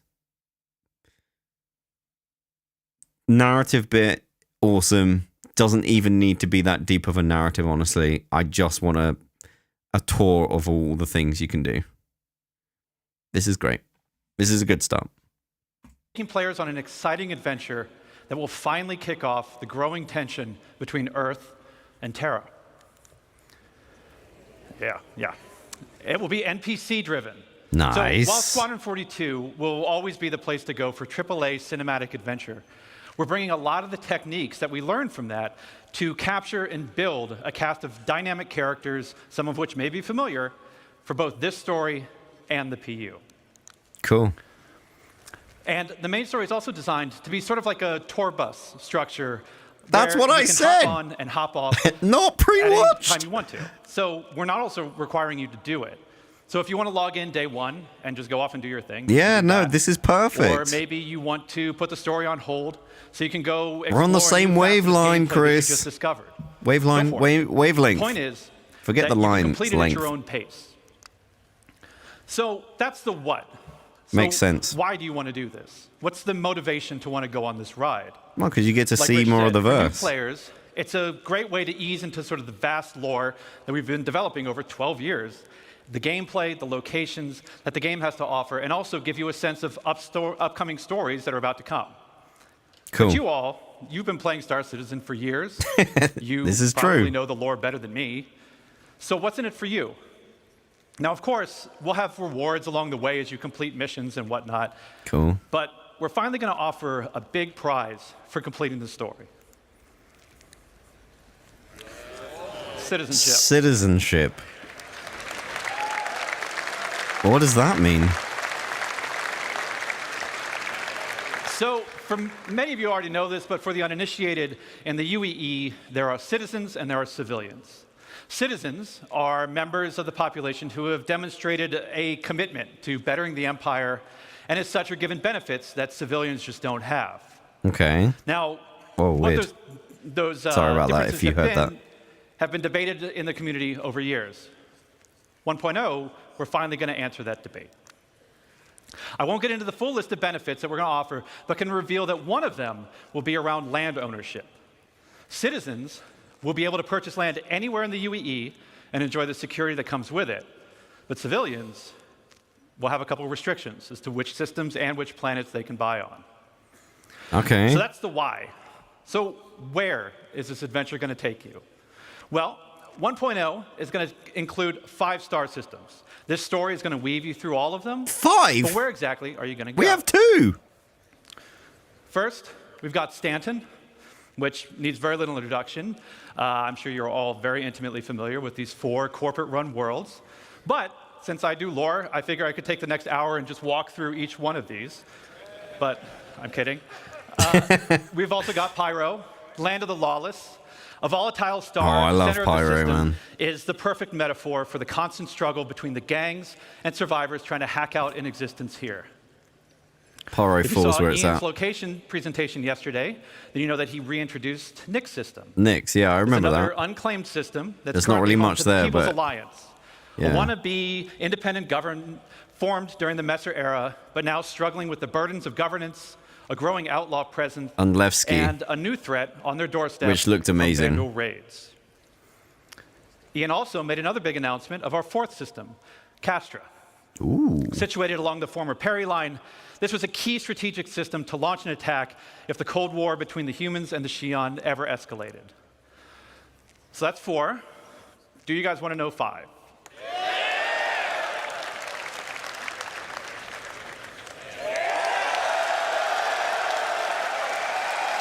Oh, wow, listen to that crowd, man. Yeah.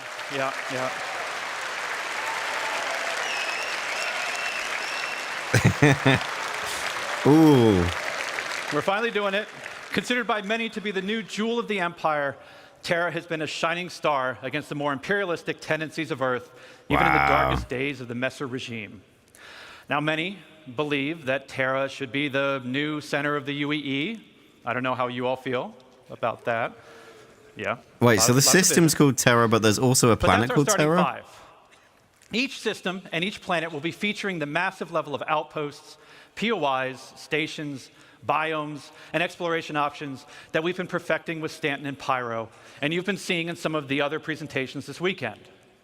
But we're adding one more level. Wait, build space stations? We're going to be able to build space stations? NPC-driven missions sprinkled across our landing zones and cities that will exist outside of the main story. I'm confused. But will help provide an additional bit of lore and character to the location that they take place in. I really want to go to Terra. Some of those locations look nice. Story. Like Let's Jen talk more looks about really the guilds cool. That Rich mentioned. First, a quick recap. Guilds act as a governing body for clusters of professions and factions with a reputation and progression system that will offer rewards the more you work for them. And I want to call out two things. One, I'm not going to have time to dive into all of the missions that you're going to see on this board, but just know that every mission type is either in the 1.0 roadmap or already in production. Ooh, okay. And second, we're also looking to move missions away from the Moby Glass whenever Terra possible. Prime, okay. Sure, it will always be an easy way for us to get additional game content in, but we want you talking with people. So, the NPCs. So to aid that, we're going to be adding characters to represent the factions that you'll be working for that will help sell their personality. Now, some, they'll still interact with you via the written word, but some will call and check in on your performance. And others, you may have to meet in person. Hey, you haven't done that thing yet. So, you want to go bowling? Here we have the first guild that Rich showed, the United Resource Workers. Whether you're eager to earn credits, mining valuable resources from remote corners of the universe, sifting through detritus to try and salvage some valuable components, or even just acting as a technician, you'll find plenty to do with employers like Shubin Interstellar, United Wayfarers Club, and more. Next, you have one of the oldest unions in the Transport UEE, Guild. the Interstellar Transport Guild. Data delivery. This will be the go-to place for everybody looking to make their fortune hauling and trading. Some of the factions that many of you already work for now, such as Ling Family Hauling, Redwind, and FTL. And we're going to be adding something special for the daredevils out there. The Imperial Sports Federation. That's cool. Parkour athlete. What? Parkour? Parkour. So aside from the usual racetracks that are both legitimate and illegitimate, we're actually going to be leveraging some of our existing mechanics Industrial to build athlete. new sports and provide an outlet for all Murray Cup enthusiasts, cargo Olympians, and competitors to see just I love the best out that. I'm going to do my mining as quick there. as For those possible. who dream of exploring, I'm sure we have a couple here. Oh, hunters. Nice. We have the Academy of Sciences that was brought up yesterday in the social presentation, if you saw that. This is a science guild that will include factions like the Imperial Cartography Center, who will task you with a variety of missions to better understand our universe, such as sending you into a nebula to do Craft a chemical and seeing what's food. at the bottom of that planetary Search canyon. and rescue. We're going to have a new faction called High Point Wilderness Specialists, who will offer missions associated with the various fauna that we're starting to get into the game. This is cool. From population control missions to harvesting specific resources for research. Now, I don't know if we have some people who'd like to do combat, but our combat guilds were doing something a little different. Interesting. Now, previous to this, these were all of our profession guilds. The council. But for our combat guilds, Mercenary they guild. operate a little differently. See, these two are diametrically opposed to each other. So once you pledge allegiance to one, the other marks you as an enemy. On the lawful side, we have the Mercenary Guild. They represent factions like Eckhart Security, the Bounty Hunters Guild, and even some military contractors.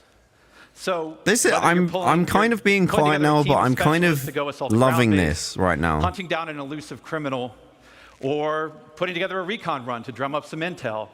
Mercenary Guilds got you covered. Okay. On the flip side, we have the Council.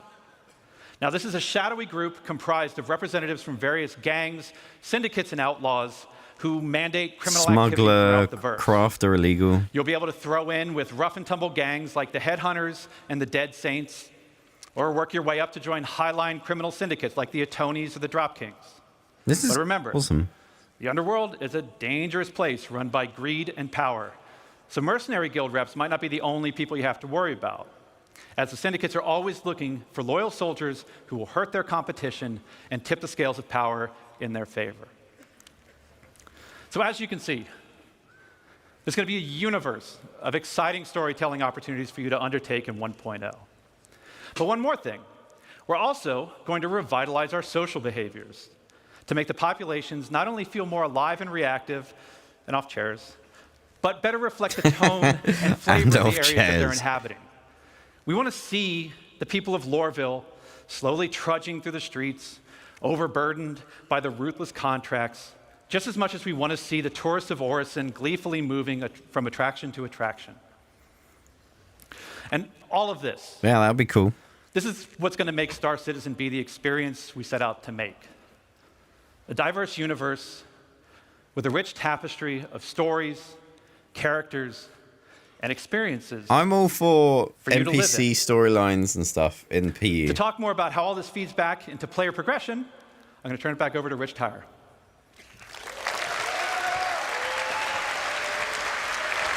Thanks, Dave. Smashed it.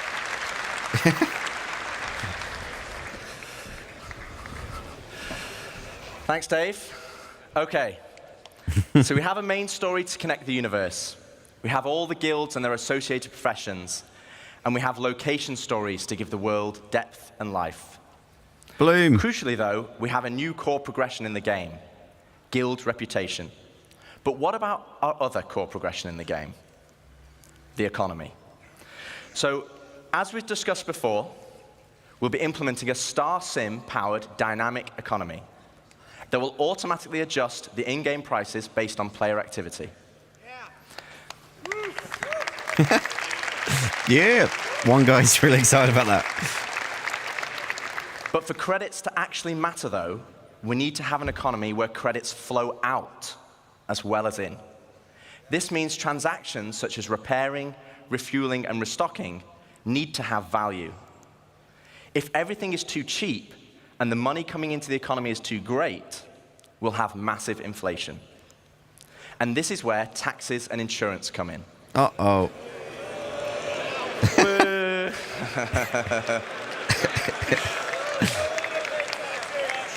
How am I doing right now? I'm doing good, thank you. Two main taxes: inheritance tax as part of Death of a Spaceman, and security tax for your base that will cover the cost of planetary shield tech.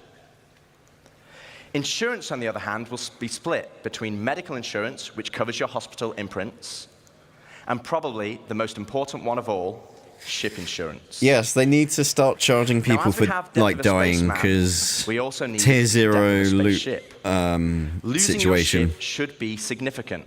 Yeah. Right now, for Like example, I said at the start of the stream, if you haven't seen the video, There goes the channel. Avenger__1 A1, thank you very much, buddy. Welcome, Raiders. We're going back and watching the delightful Citizen 1.0 panel. But yeah, as I said at the beginning of the stream, way back when, we, like, this whole tier 0 loot situation removes any, like, danger. And, you know, that needs to change. We do need taxes. We do need to be losing money if we die. We need risk in the game for it to matter. Yeah, dude, I'm not impressed. I did a whole rant about it. I don't want to get back into it. I literally went on a rant for half an hour about the tier 0 situation. So I'll leave that for another day. But I hope you're doing well, buddy. Thank you for the raid. I appreciate you. But yeah, this is what I want. This is what I was talking about at the start of the stream. Taxes matter. People losing things when they die matters. This is good to hear for 1.0. over 90% of all claims in the verse are for ships that have not been destroyed.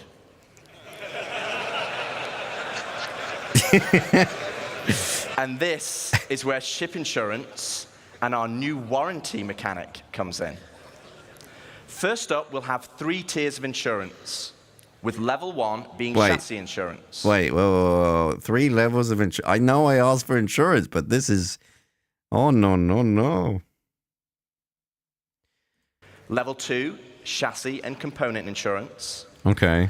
And I'm joking, by the way. I actually think this is a good idea. 3, chassis, component, and decorations insurance.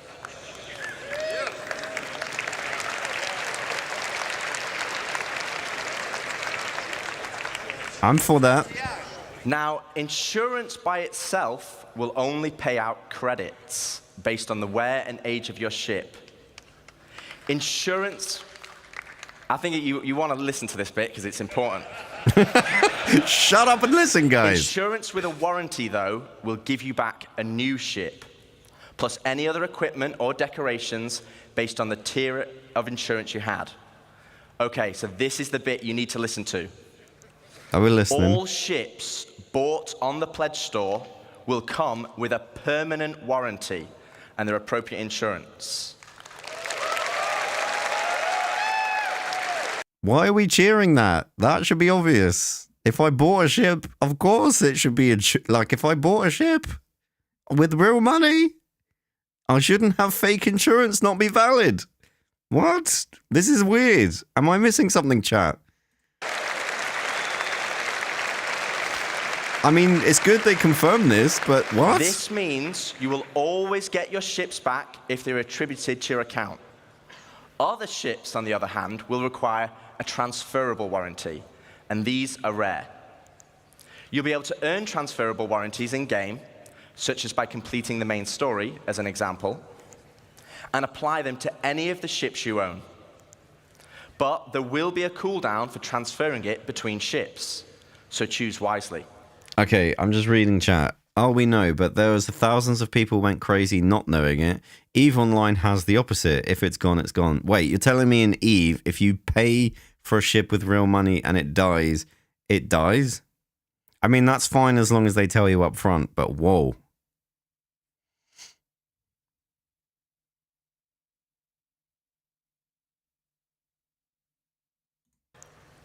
Now, what about claim timers? It's another fun topic. And getting your ship back without a claim. Well, we want claim timers to be proportional to the crafting timers. Anything you lose in EVE is gone when it's gone. Oh my god. I mean, I respect.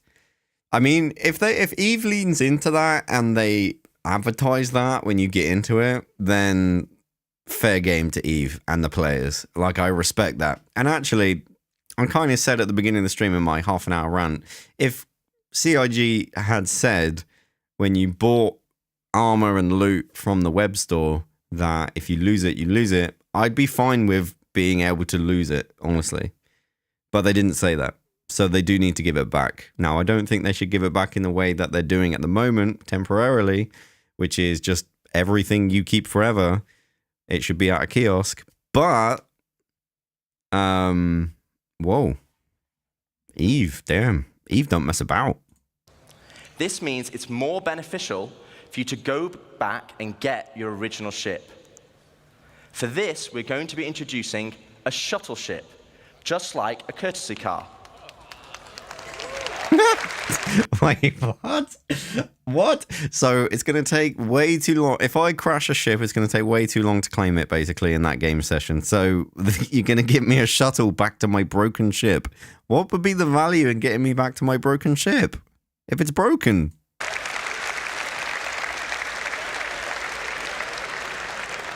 You'll be able to claim the shuttle at no extra cost to most locations and then fly it back to your original ship. Once back in your ship, the shuttle will automatically return home.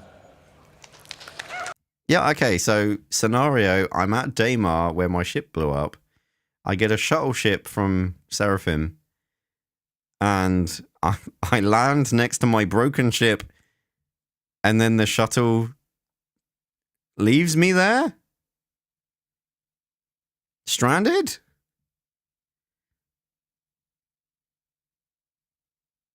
What?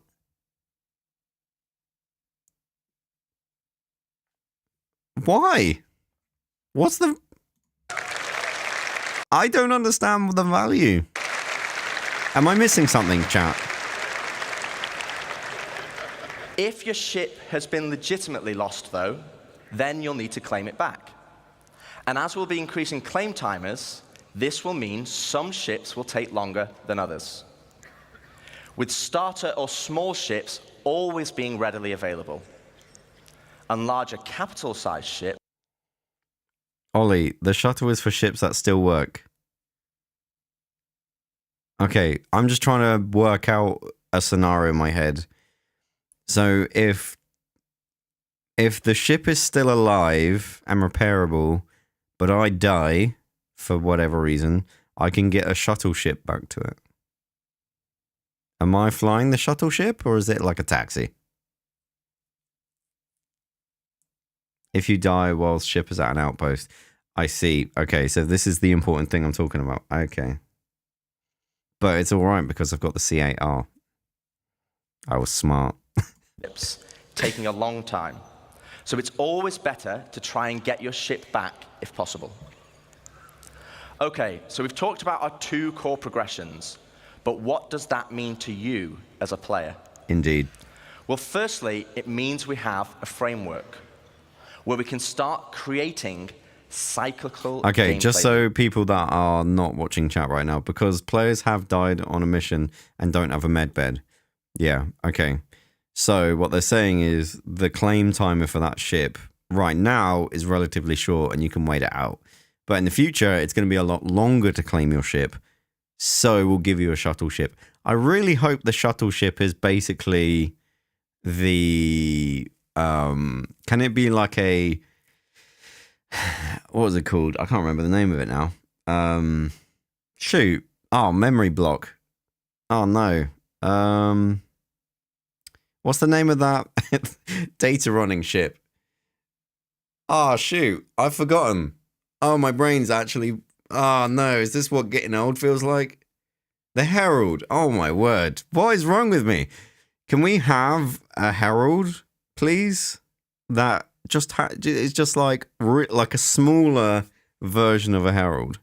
It's just like a round bullet bill with a big engine on the back, and it literally has no aerodynamics, and it just basically gets you there and then goes bloop, whoop, whoop, whoop, whoop, whoop.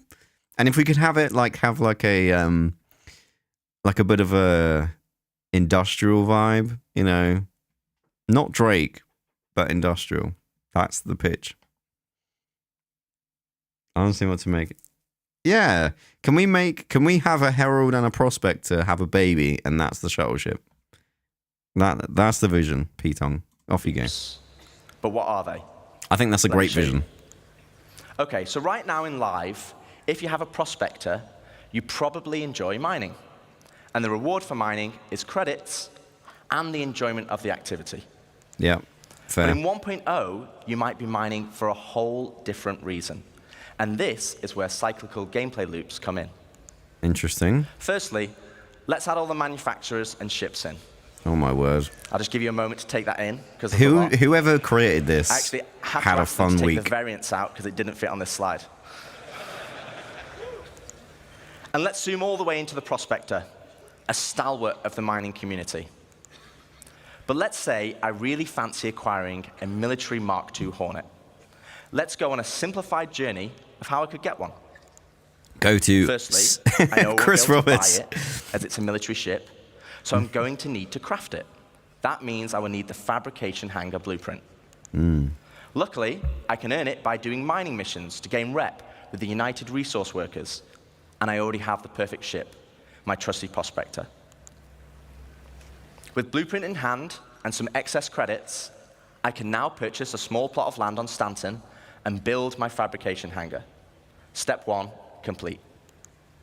Now I need to grab the Mark II Hornet blueprint. For this, I need mercenary rep, and more importantly, a combat ship. With that in mind, I will do a few more mining contracts to earn enough credits to purchase a Mustang from the dealership. Now I can start doing combat pilot missions for the Mercenary Guild. So this is basically my 0 to 100 series, where it is about creating a journey for the PU. This is just Star Citizen 1.0 is Star Citizen the journey. Because you're getting blueprints and things like that. Am I getting this right? This is Chris Roberts laying out, and by Chris Roberts I mean CIG, laying out a journey for you to go on. Rather than, here is Star Citizen. This is Star Citizen. Now, if you want to do this, you have to go do breadcrumb. You work your way up. I am fully behind this. I think this is great. Unlock the Mark II Hornet blueprint. Okay, step 2 of our simplified loop is complete. Step 2 and day 50. Blueprint, but I need the resources to craft it. So I come full circle back to my prospector. This is, you already do this, you want to do this. This is the one way you could go about doing that, and I really like it. But this time, I'm mining for resources instead. As you can see, this closes the loop. No longer am I mining just because I like it, and there's nothing wrong with that. But now I am mining for a purpose and for multiple reasons. Yeah. For credit. No, I'm really looking forward to like crafting coming into the game, because it does facilitate a lot of gameplay loops. Like, for example, at the moment, mining, you're either doing it to earn credits or you're doing it because it's fun. Whereas if I'm trying to build something with crafting, I now have a reason to go out and find, rather than just the most valuable resource, to try and find a specific resource. So this is cool. I'm on board with this. For reputation, for resources, for blueprints, and ultimately as a stepping stone to crafting my own ships to enjoy other professions. And this is just one of many loops. This is the core of Star Citizen 1.0. Yep. Okay. I'm sold on it. This makes sense. Hello. Thank you for following. Player set goals that weave between sandbox gameplay and the soft framework we are adding that give meaning and progression to our professions and features. It's providing the framework for motivation to play the game. That's the journey, though. Also, I'll just say this. As a content creator who creates gameplay videos for Star Citizen, not just news videos or react videos, this is great, because now I have a journey and a story to tell. I'm on board with this. What about the destination? So Dave has already discussed citizenship. See, and the I main literally story, said it. So let's collapse that for now. Let's talk about endgame content. Wait, what's endgame? Okay. Is this about to blow my mind, guys? Is this where I go? I've not heard anything about this. So this is exciting now. Designed for experienced players and keeps them engaged. Basically everyone in this room. So how does that look in 1.0? Firstly, we'll have open world content, including missions, group missions, and server-wide events. Yeah. Like we have today. Basically, everyone who's already playing Star Citizen, this is what this is for. While the sandbox element of Star Citizen will allow for large-scale battles, we also want to provide challenging instanced content that will take full advantage of not only multi-crew ships, but fleets of ships. And you kind of know how we do that, right? You saw that yesterday. And as you progress through the guilds, you'll be able to accept high-level contracts from government agencies who will offer prototype and military blueprints as rewards. These missions will require the full coordination of multiple players. So there's going to be like missions and then missions. Endgame missions. Missions plus, we'll call them. And an assorted fleet of capital, support, and fighter ships. You will finally be able to become the admiral of the fleet, directing your armada from your hologlobe, which, yes, is a feature included in 1.0. Okay. What if the ship is about to get destroyed or stolen while you're in transit? We'll also be offering more specialized on-foot missions that see you enter the depths of distribution centers and municipal works in small, tight-knit squads. I'd like, sorry, just reading this comment from Peter, I'd like an event which you could do permanent damage, like Ruin Station gets mega nuked into lots of pieces, and it doesn't exist anymore. I'd like that. Apparently, Pitong doesn't like Ruin Station. You've heard it here first. What do you have against Ruin Station, Pitong? Did it hurt you? Are you okay? Do you need help? Provide an outlet for our more FPS-focused players. It's the name. On top of all this, we'll set a dynamic layer powered by StarSim. While StarSim will be the driving force in our dynamic economy, it will also track player and AI activity and dynamically spawn events based on their actions. Oh, what? For example, if it tracks large amounts of resources being moved from one home location to another, it will have a chance to spawn pirates to intercept. What? All this combined will provide just a portion of the end game experience. And I'd love to delve deeper, but that's for another day, as we still have a lot to show. So we've discussed non-combat professions and guilds. Oh, this isn't what I was thinking. Cyclical gameplay loops. This isn't what end-game PvE in my head. But what I'm about assuming. PvP? What about player versus player content? Yeah, pirates. Yeah. As you know, 1.0 will contain 5 star systems. 3 of these being lawful in Stanton, Castra, and Terra, and 2 of them being unlawful in Pyro and Nyx. So what's the difference? Let's take a look at Stanton. Lawful systems will be a mixture of high, medium, and low security areas. Right. Each of these areas will be monitored by law enforcement agencies. Got you. And depending on the location, would dictate the emergency response time, I'm with with you. high-sec areas being the fastest. Initially, this response will be measured, but over time will escalate to overwhelming force. This means if someone is attacked, if they can just hold out for a short duration, help will be on the way. Pirates will be able to disrupt this monitoring by shutting down the nearby comm arrays, but this will be highlighted in your star map, with dynamic missions being generated to bring it back online. Yeah, we already see that. This is the PvP you already know and experience right now, As I just said. without security forces. Mm-hmm. But before we jump into an unlawful system, let's explore what options you have if you pirate a ship. Okay, so first up, let's discuss ownership. All ships and high-value items that you own will automatically be assigned to you. This means if someone steals your ship, you can mark it as stolen, either via an insurance claim or in your Mobi. This will then trigger a dead man switch on the stolen ship, meaning it will cease to function after a period of time. But what options does this leave as a pirate? Well, you can still salvage it. Right. You can tow it back to your fabrication hangar to dismantle it for resources. Right. Or if you have a high enough rep with the council, our criminal guild, you can get the dead man switch disabled and pay for a new title deed to become its new owner. Oh, dude. So basically, people are going to come onto my javelin, yank my javelin, and then own a free javelin? Because they... Is that what's going to happen?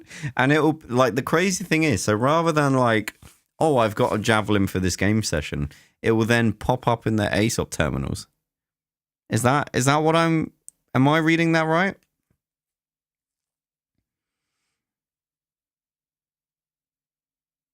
The deed is going to be super expensive. Okay. Good. And require high rep. Yeah, the rep I don't... The thing about the rep is, don't underestimate players willing to work for free stuff. You know? Like, do you know how hard it was to pirate on LimeWire back in the day? It took ages, and it was hard work, and it was dangerous. But we did it because it was free. So you get what I'm saying? Like, free stuff.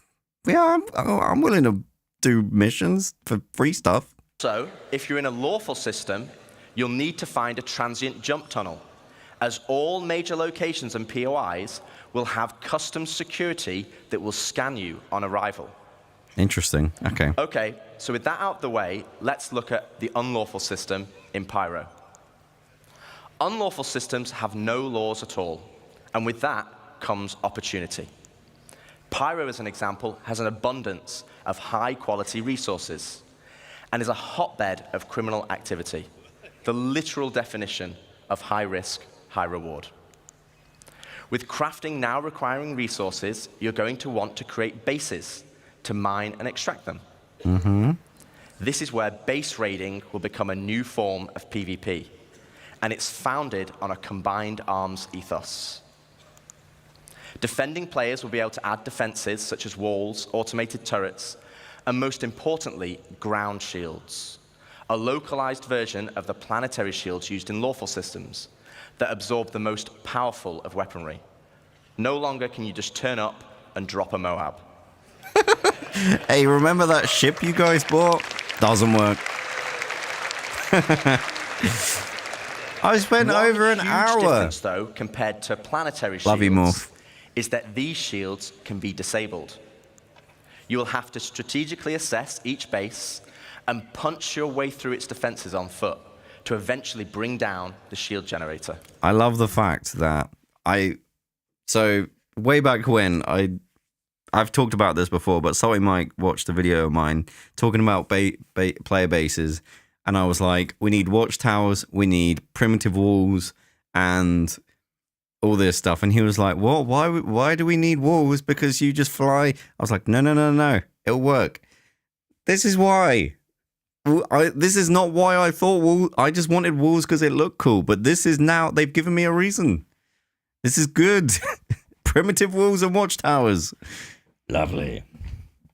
I'm very happy about this. Once the shield is down, then you have options. You want to raise it to the ground, you can bomb it from the air.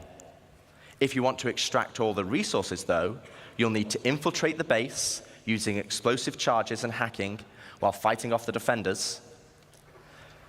Now, both piracy and base raiding is founded on sandbox gameplay. And again, that's the essence of Star Citizen.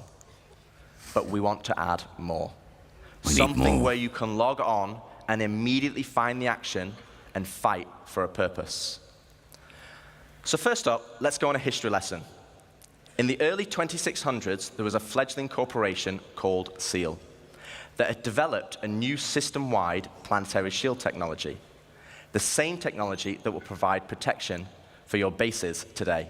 I love the name SEAL, that's great. To prove this tech, they wanted to use Nyx and Pyro systems as a testbed.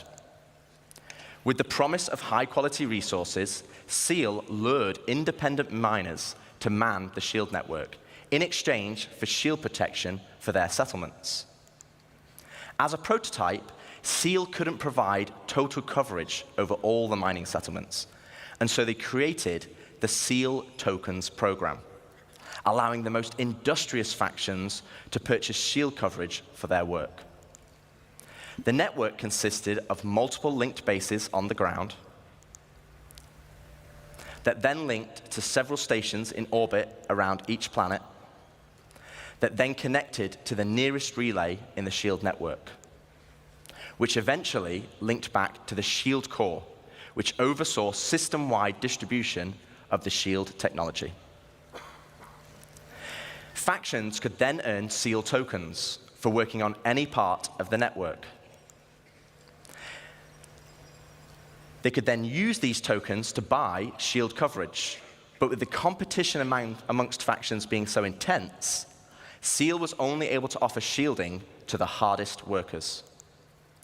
Unfortunately, due to outlaw interference, SEAL eventually pulled out of Pyro and Nyx and pushed for a more automated solution in more civilized systems. Okay.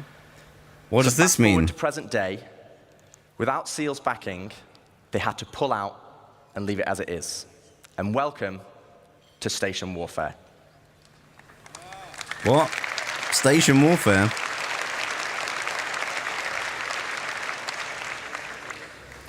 With the SEAL network still in place, but lacking resources, orgs can take ownership of these structures to gain access to planetary shield tech. Oh. Which, as you know, would make their bases invulnerable.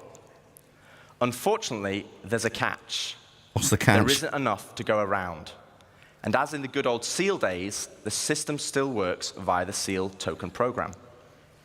To earn tokens, you'll have to assault a location and then deposit resources to power the network. This begins with ground bases and ends at the shield core. Each structure occupied will then accrue seal tokens over time, with larger structures earning more, and at the end of each week, you must then use these tokens to purchase shield protection. With shield coverage being limited, though, the system automatically selects the orgs with the highest bid from across all shards. Meaning for that week only, a certain number of orgs will gain access to shield protection. So this is a chance for your org to become the de facto leader of a system.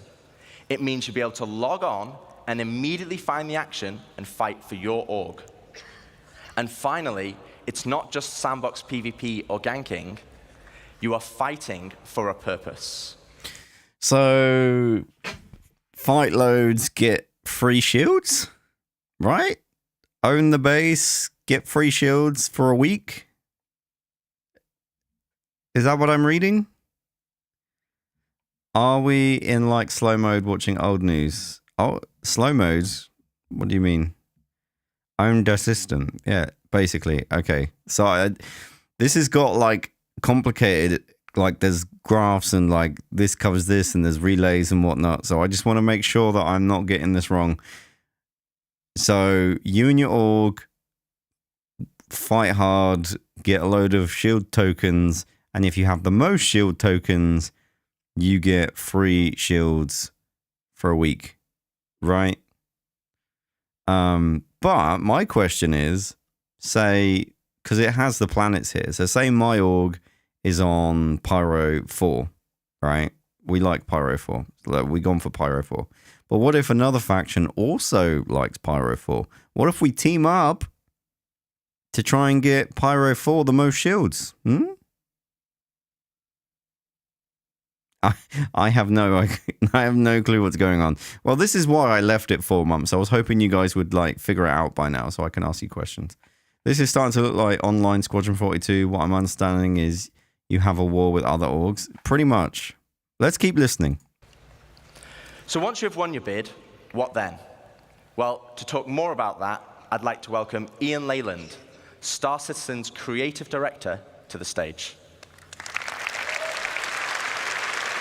Okay. Like, these are big concepts, you know, for 1.0. All right, hello, CitizenCon. Thank you, Rich. Thank you, Dave. So, to continue the conversation of large-scale endgame org activities, let's go back to Pyro 3, where the ground bases were being built earlier today. This morning, we saw the small habitat being built by Luke. That was cool. And then we saw Deck start to expand the base into a commercial enterprise. Yes, with watchtowers and walls. But eventually, we saw a massive example of an org base. But with everything Rich was talking about, with org system-wide activities, we want to give you guys the ultimate end goal. What's the end goal? But also the thing we need to protect. What is it? Let's take a look. To do that, let's look up into the sky and see what it is. All right. Yeah, look, it's Ollieville. We're making huge profits.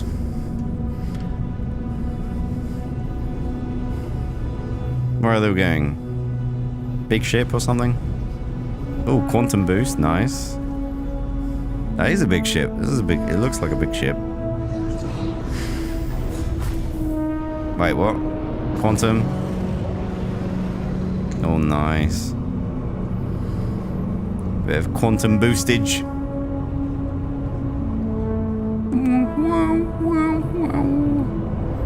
The Zeus is a great ship, by the way. Just gonna say that. What is this? Is it a space station? No. Yeah, there's a Polaris and a whole sea. That's a bit. This is a space station. Do we get to build our own space station? Am I gonna have an org station? Welcome to the floating Olli. That's a terrible idea. Oh, shoot. That looks neat. Oh, it's got hangers. Wait. Oh, I need more information. So we get our very own Org space station? Where we sell merch?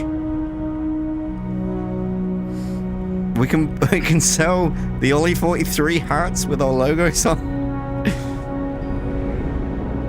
Can we give permissions to outsiders? What is going on? I have so many questions! Just watch, Ollie. Okay, sorry, I'll shut up. Does it move? I don't think it moves. Oh, it docks an 890 jump. That was cool. This is just the hub? What do you mean? Let me introduce you to player space stations. Finally, you can build your home amongst the stars. Ah, cool. This will be the starting point for your base of operations for system-wide org activities. But why is this an end goal? Well, first of all, to construct your own space station, it's going to require vast quantities of resources and materials. And also will be a large time investment. But how do we start? Well, it all starts with the supply bay. Okay. And the supply bay can only be constructed by the Pioneer. Right. Okay, so I need to buy one of those. Okay.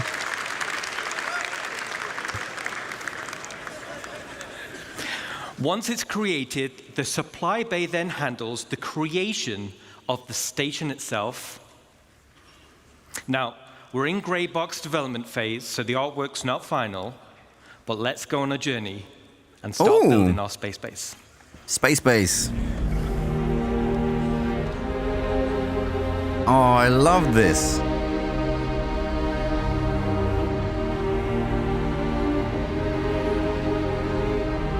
Oh, this is cool.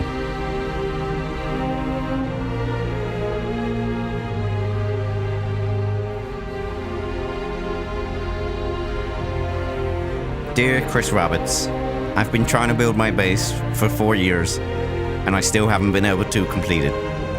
Please, can you release the Pioneer so I can finish it off? P.S. I thought that Squadron 42 thing was awesome. I'm looking forward to playing it. Love, Oliver. This is cool. This is very cool. I'm being silly, but...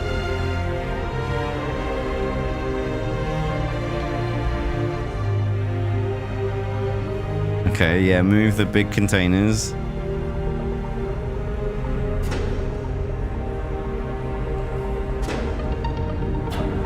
Nice. So you start off with this, okay. So where does it go from there? That's my question.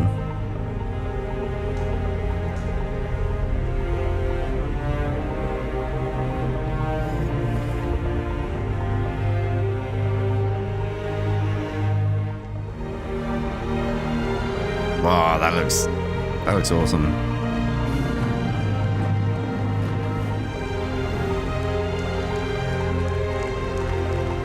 Oh, it's like getting bigger.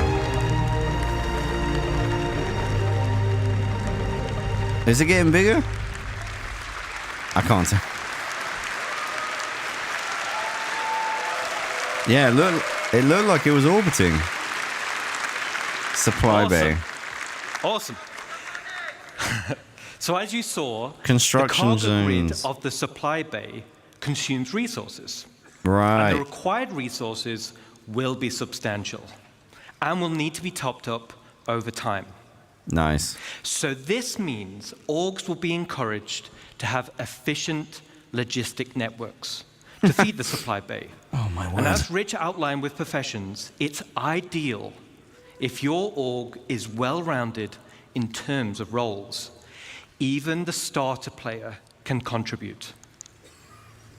The supply bay has automated construction zones, which are used to create the station.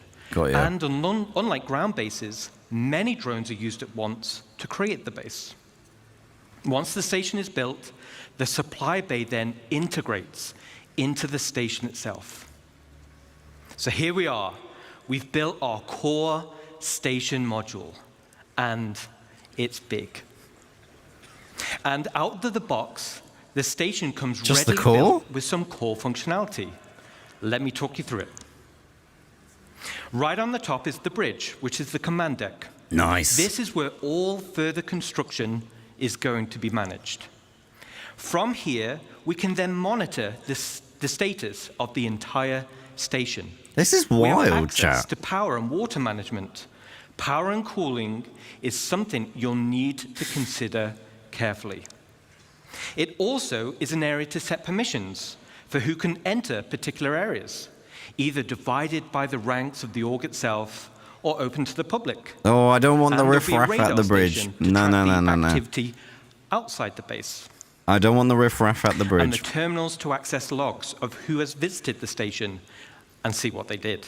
So Oh, let's interesting. jump back in game and take a stroll through our bridge. Oh, no way. We get... Oh, this is good. Oh, this is such a great panel. There's so much video and like gameplay, not just talking. I love it. So we land in our hangar. There's me waving. All right, Jason, where are we with the deliveries today?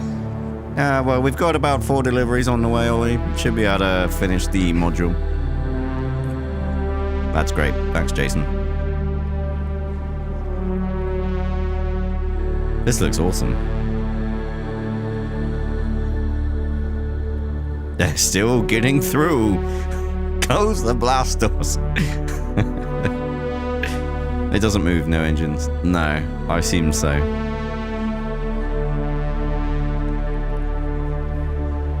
Good job, Jason.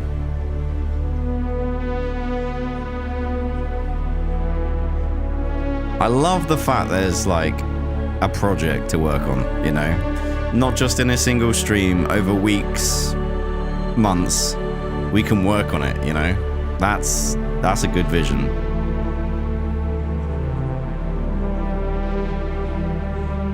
Oh wow, they've got doors and everything.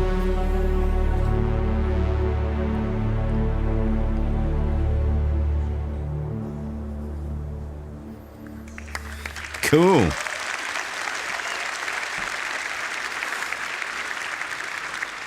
Super awesome.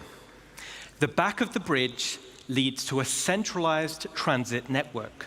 Okay. This spine physically connects the entire station and will provide access to the various decks. Each level in the station will Oh have no, a not centralized elevators. lobby area. And this is your station.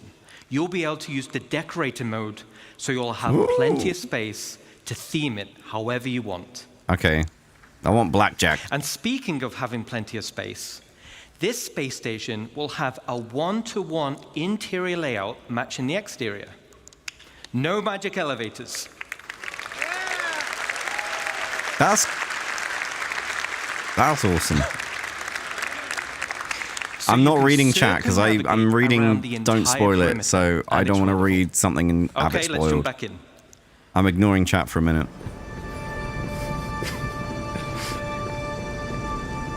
Don't do it. The elevator might kill you. Especially at this space station. We're not the best crafters, okay? Oh, you can put your name on the side of it. That's awesome. Oh man, I'm gonna have to come up with some cool space station names.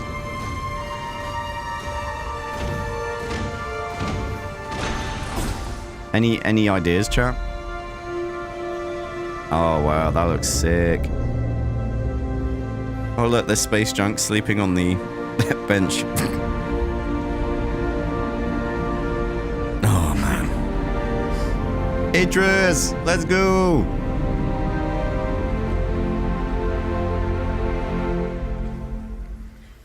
All right. Very nice.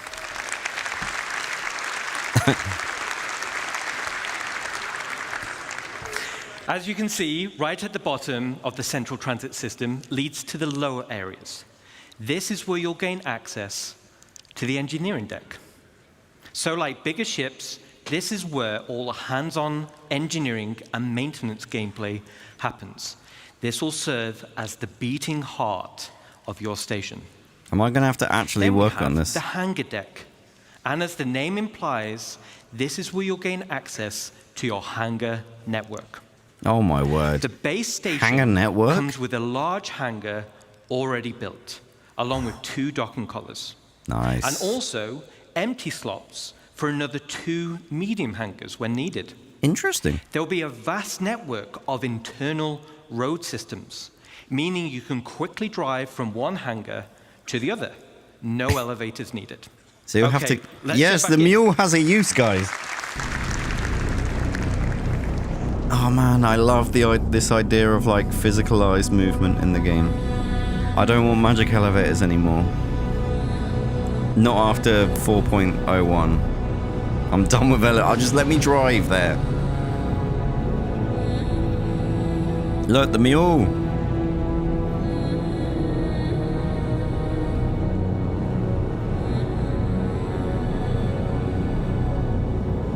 Oh nice, they're gonna have places to park stuff, which pyro space hangars still don't have, by the way. Oh wait, are we actually gonna be able to sit in those bridges type spaces? Because they're kind of faked, aren't they, in the PU? I can sit and watch as my org, people in my org struggle to land. That'd be great.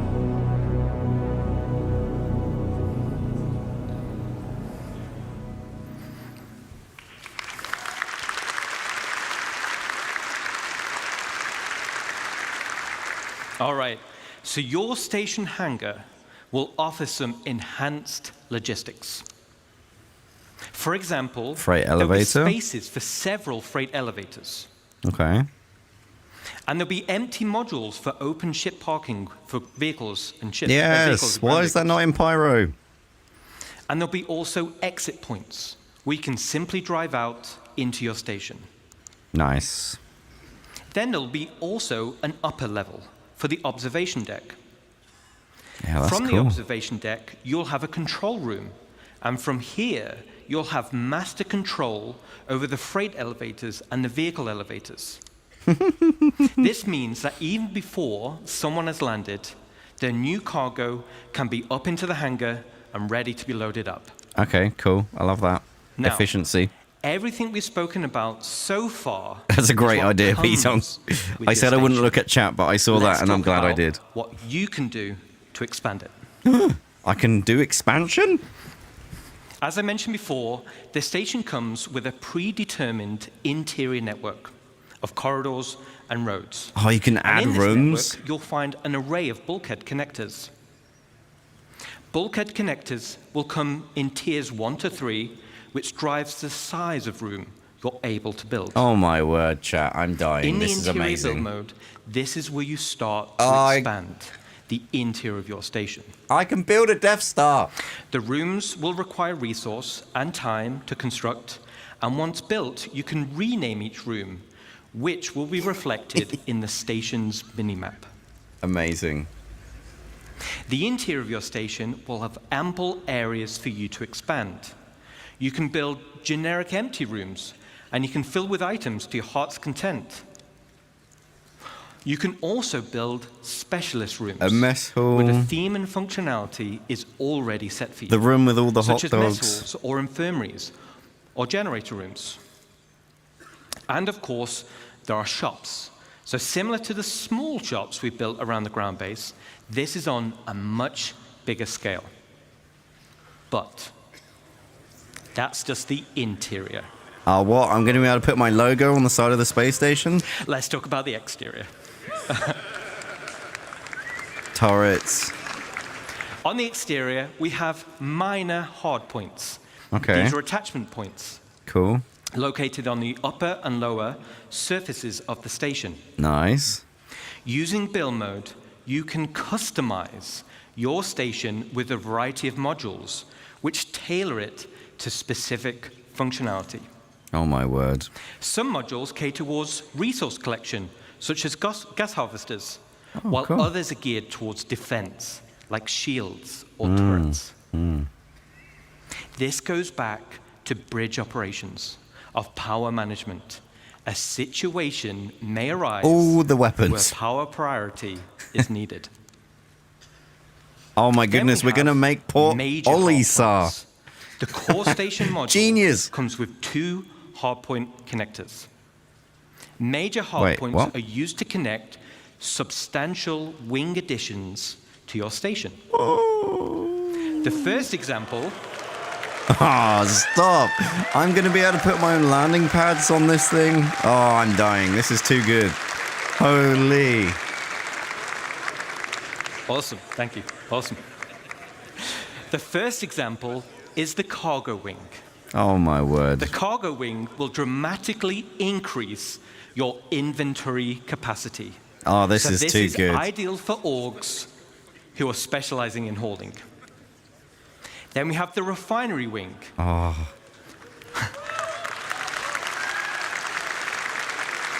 Oh, there's the number 43 there. It must be a sign. So you'll be able to refine resources on a vast scale. As it's in space, it's much more convenient than traveling to a ground base. Now, a player could buy resources from your cargo wing and then refine it directly in the refinery wing.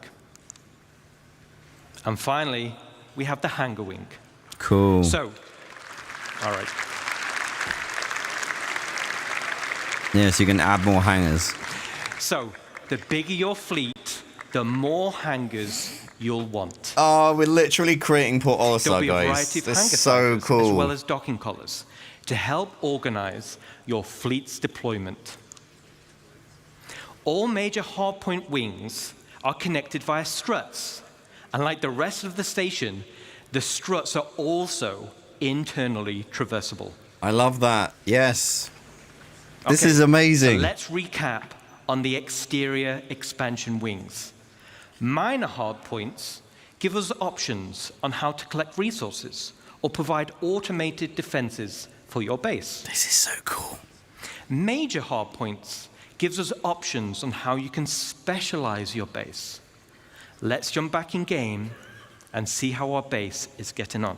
Oh my word, this is amazing.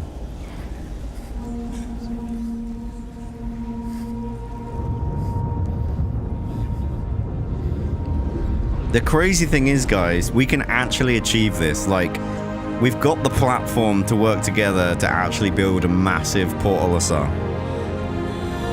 You know? We could build something great. Oh, a bit of Bloom music. Love it. We could totally have an org do this.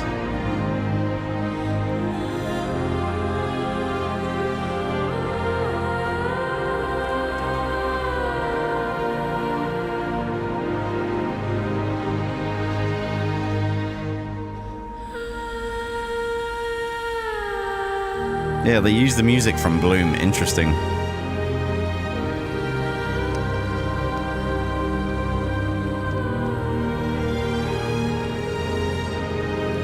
I want to know, how do you position? Where do you choose where it goes?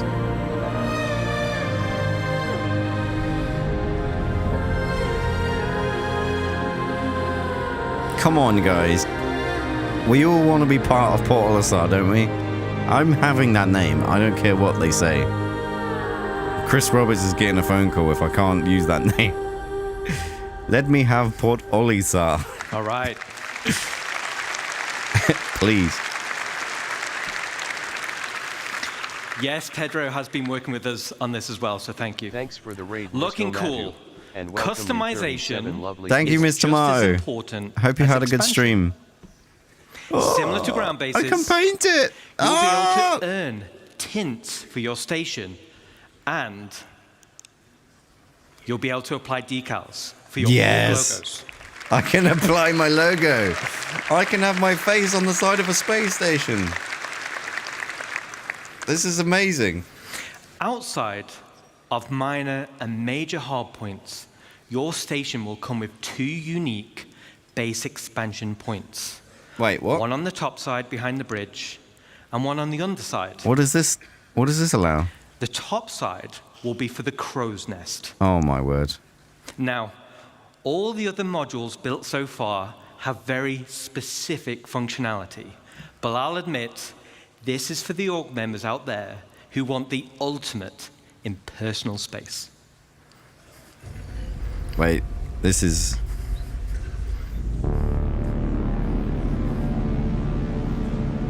I need my personal space, chat.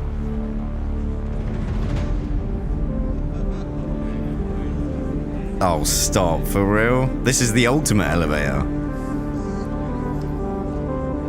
Oh, yes. This is cool.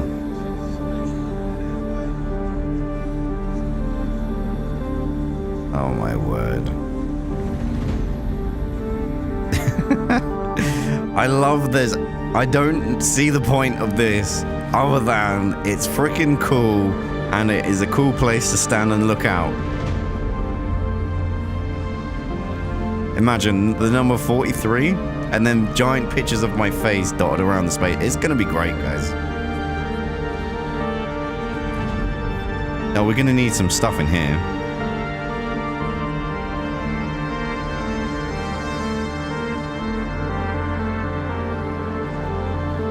And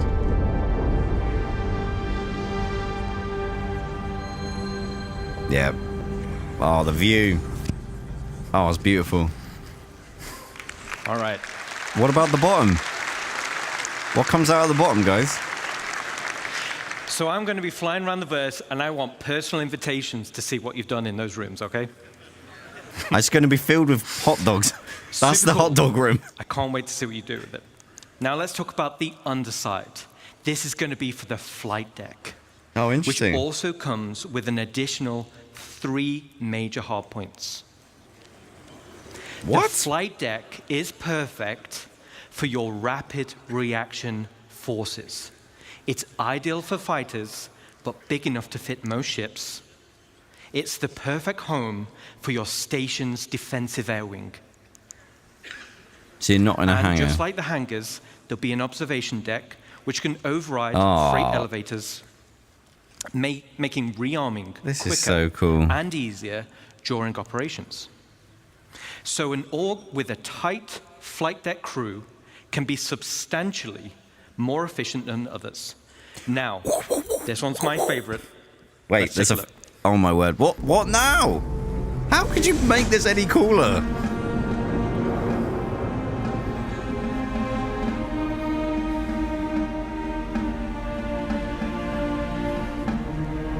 I'm like trying to peer around like, what's under there?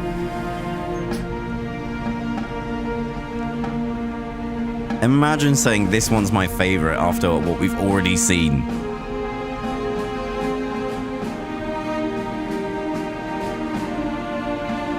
That looks great. Woo!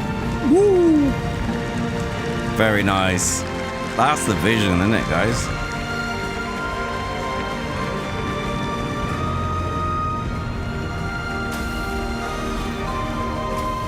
Hold up. Hold up. Sorry. I'm ruining the moment.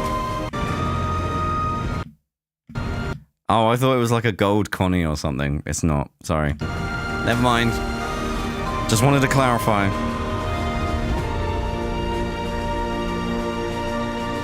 Oh, with the lights as well. So you can fit a Connie in here. That's pretty good. All right. That was awesome.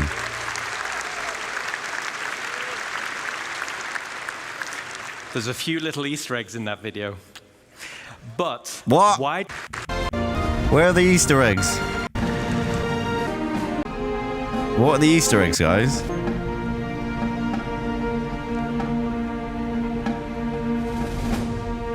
What are the Easter eggs? I'm watching with different eyes now. Is it this thing over here with the moving truck? Is that it?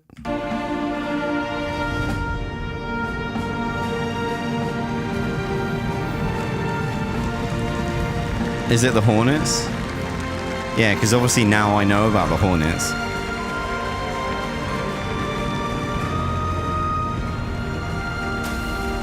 Kickstarter animations.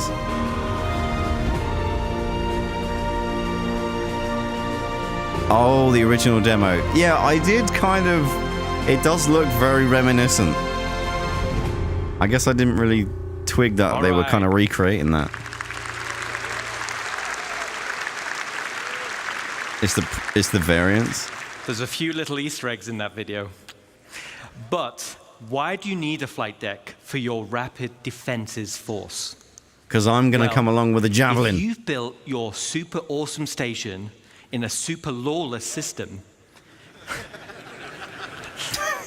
Joke's on you. Now you're the potential targets for others. Everyone will have their eyes on your resources and wonder what gear you've got in your inventories. And let's say we didn't win the station warfare bid that Rich mentioned. Let's take a look at the inevitable. Oh no. Oh no, the Salty Mike crew have come to steal all our stuff. Protect the hot dogs at all costs, guys. Oh, they've turned up in a Mustang. We're fine. Never mind.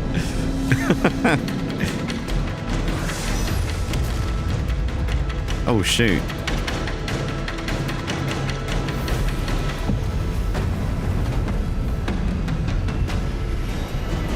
Woo, woo, woo. Oh, that's cool. Go get 'em, boys.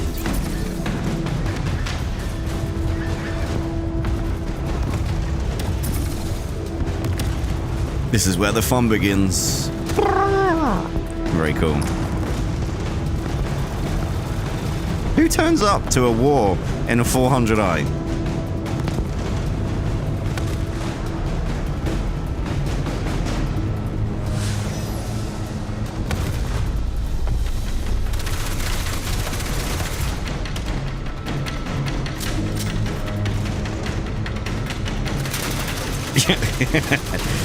It's okay, he's probably only got one clip. He's part of the Olli43 clan. Oh, shoot.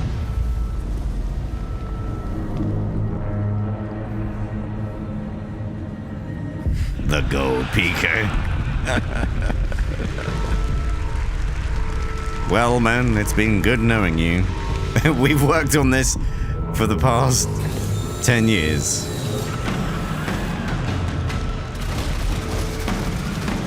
Oh, shoot, man. What?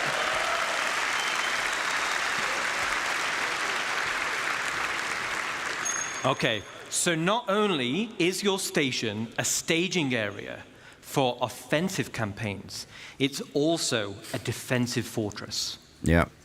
The exterior of the station itself can take quite a beating. It's going to be very hard to damage. So the goal of attackers instead will be to punch a hole through the defenses and get inside. The optimal way to do this will be to infiltrate through the Bengal or something on the right? EVA hatches and work your way up. That looks like a Bengal. Once inside...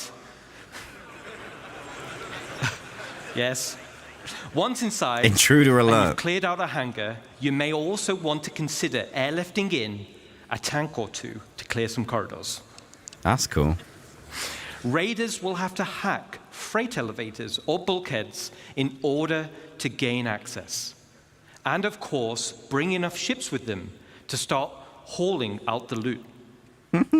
Gaining control of the bridge will allow access to storage, which would otherwise be unhackable. So, as a defender, there are a variety of automated defenses you're able to install. This is literally like amazing. I know it's not in the game yet, but it is actually so cool. To be breached, if and this, a range of turrets, if this actually made it in the game, you know, or anti-personnel. This is 1.0. This is the dream. These will all help slow down the attack and give time for your reinforcements to like, show imagine up. two streams. Two streamers in their little space stations. This is one of the end game goals for dedicated orgs, and will be your base of operations for system-wide activities. The station can be customized both in the interior and the exterior, meaning you can tailor it to your own requirements. I feel like our logo needs to be a hot And dog it's your or a very double dog own or something. home amongst the stars. But wait. Oh, stop. What? But wait. There's one more unique module we can build. And that is the dry dock. What does that mean? I don't know what that means. What does a dry dock mean? This unique slot will be at the back of the station. It has its very own dedicated observation room with crafting stations. Okay. And has a transit tram. Isn't that where you craft vehicles or ships? Leading to the docking collars. Are we going to be your ship will be constructed. Oh, shoot. So, the only question still remains. What sizes of ship can we build? Oh, are we building the Javelin? If we're I'm literally going to pass out.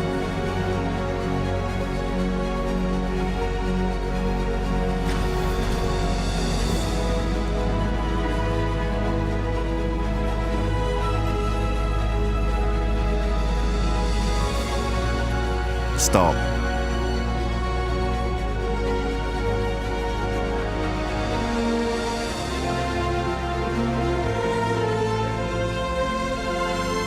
Don't go through that.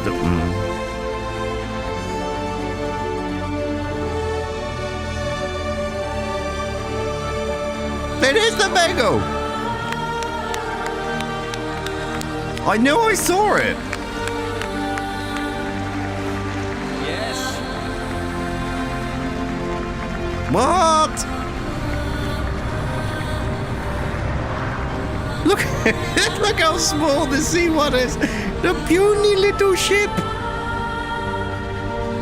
Oh, damn. Wow, Okay, so that looks different. Holy.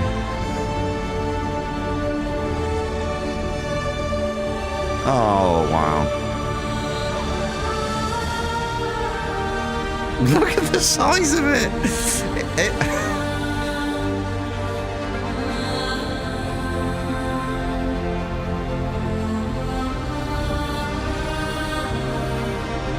Oh my word, that is... Wait, what? What's going on now? What? What? There's multiple hubs? What? I'm so confused. What? What just happened?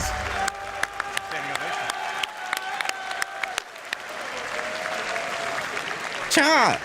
Thanks, Ian. So now we're talking. Multiple stations linking and dry docks to craft your very own capital ships. The ultimate end goal for any org. So how do they link? Okay, so let's take a step back.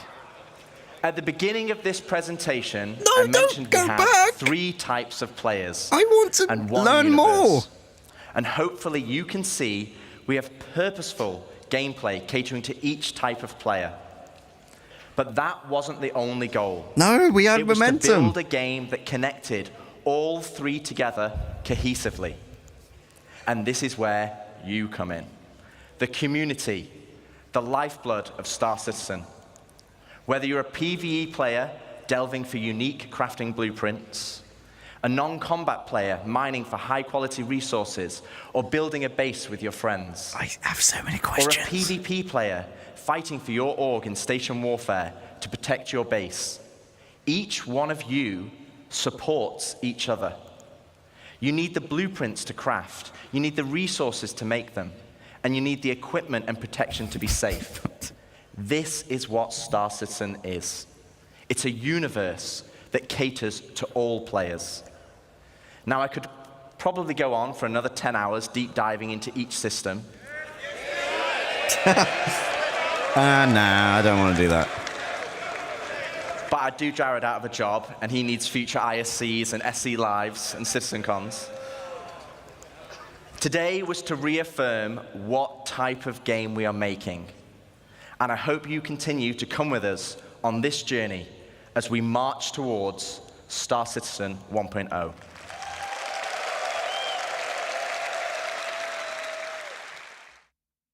What? No! No! Don't just leave me like this. We've sat for 20 minutes and you're just gonna do this bit and just...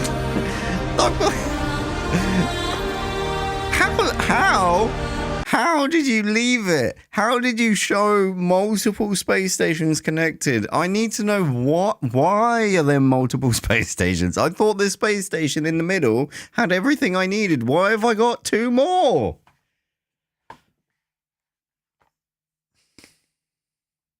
Has there been any update, chat? Does anyone know anything? Told you it was worth a watch.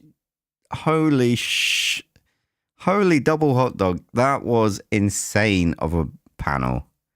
It started off a little slow. It was still very good. But the spaceship base building... No update. So we can build more than one space station. Because, like, to me, a space station is like the org hub, but now we have multiple hubs. The update is they've paused all of this in 2025.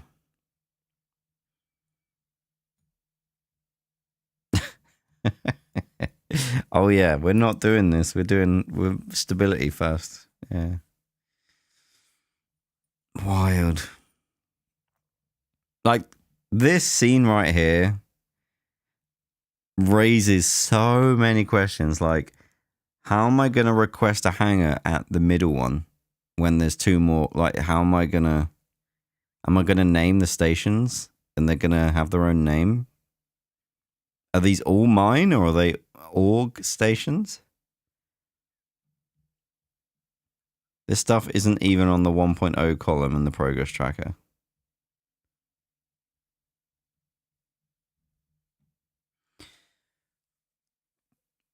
But for 6 stations, you can build 6 cap ships. Oh my word. Each hub only has 1 construction attachment point. So if I wanted to build a Bengal, an Idris, and a Javelin all at once, I'd need 3.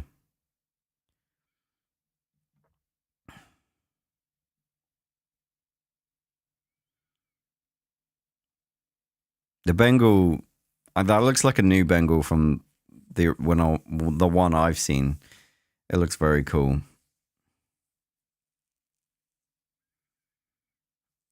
Oh, this is wild. But then, you say that, Pitong, but then is it better resource to build one than the other than to invest in a whole nother station, wait for that, and then build the second one? You know? This is crazy. This recording is nearly 1 hour and 40 minutes.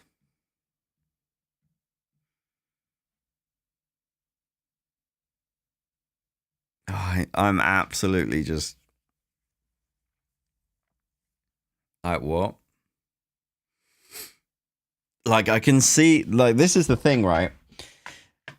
This 1.0 Star Citizen, they pitched it brilliantly. The pitch for Star Citizen 1.0 is insane. It is so good. The campaign to get new people in, to get people learning the game, to the end goal, you know. So you've got something for the new guys, you've got the end goal, you've got the group gameplay, you got the group warfare, right? And then now we're at a stage where it's like all this has been slowed down, paused for stability, which I still think's the right decision. But man, this is cool, you know?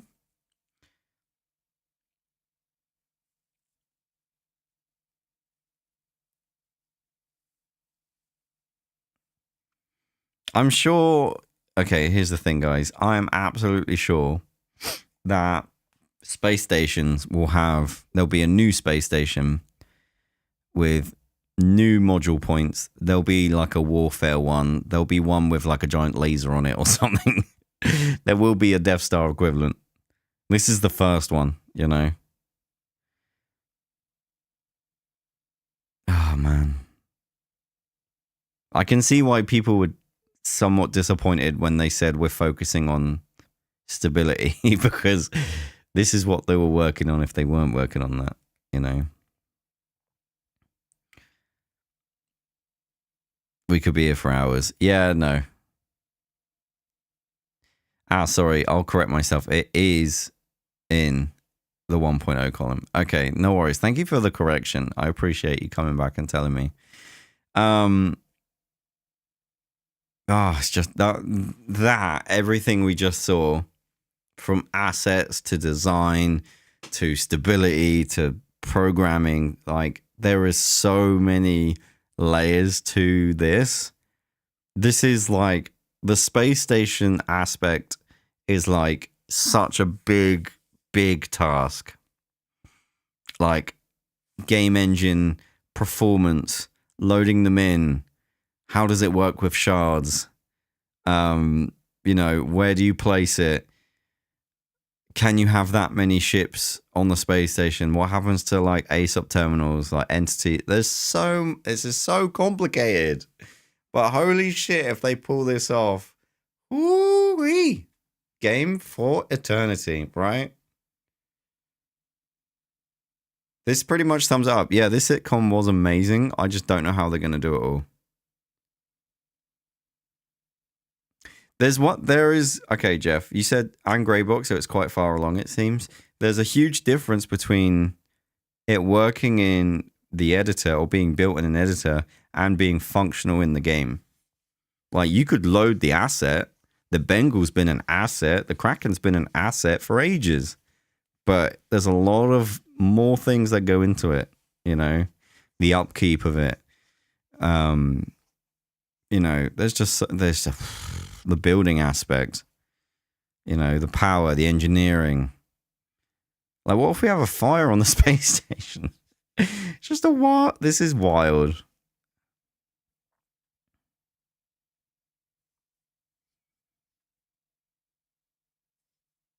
Honestly. Yeah, personally, I think they need to prove out the ground bases first. But oh boy, if they do. Yeah, this is the thing, right? I think we're all in an agreement here. If they pull this off,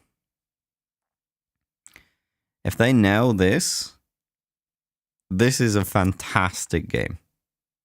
I don't think anyone disagrees with if they execute this pitch, it will be a great game.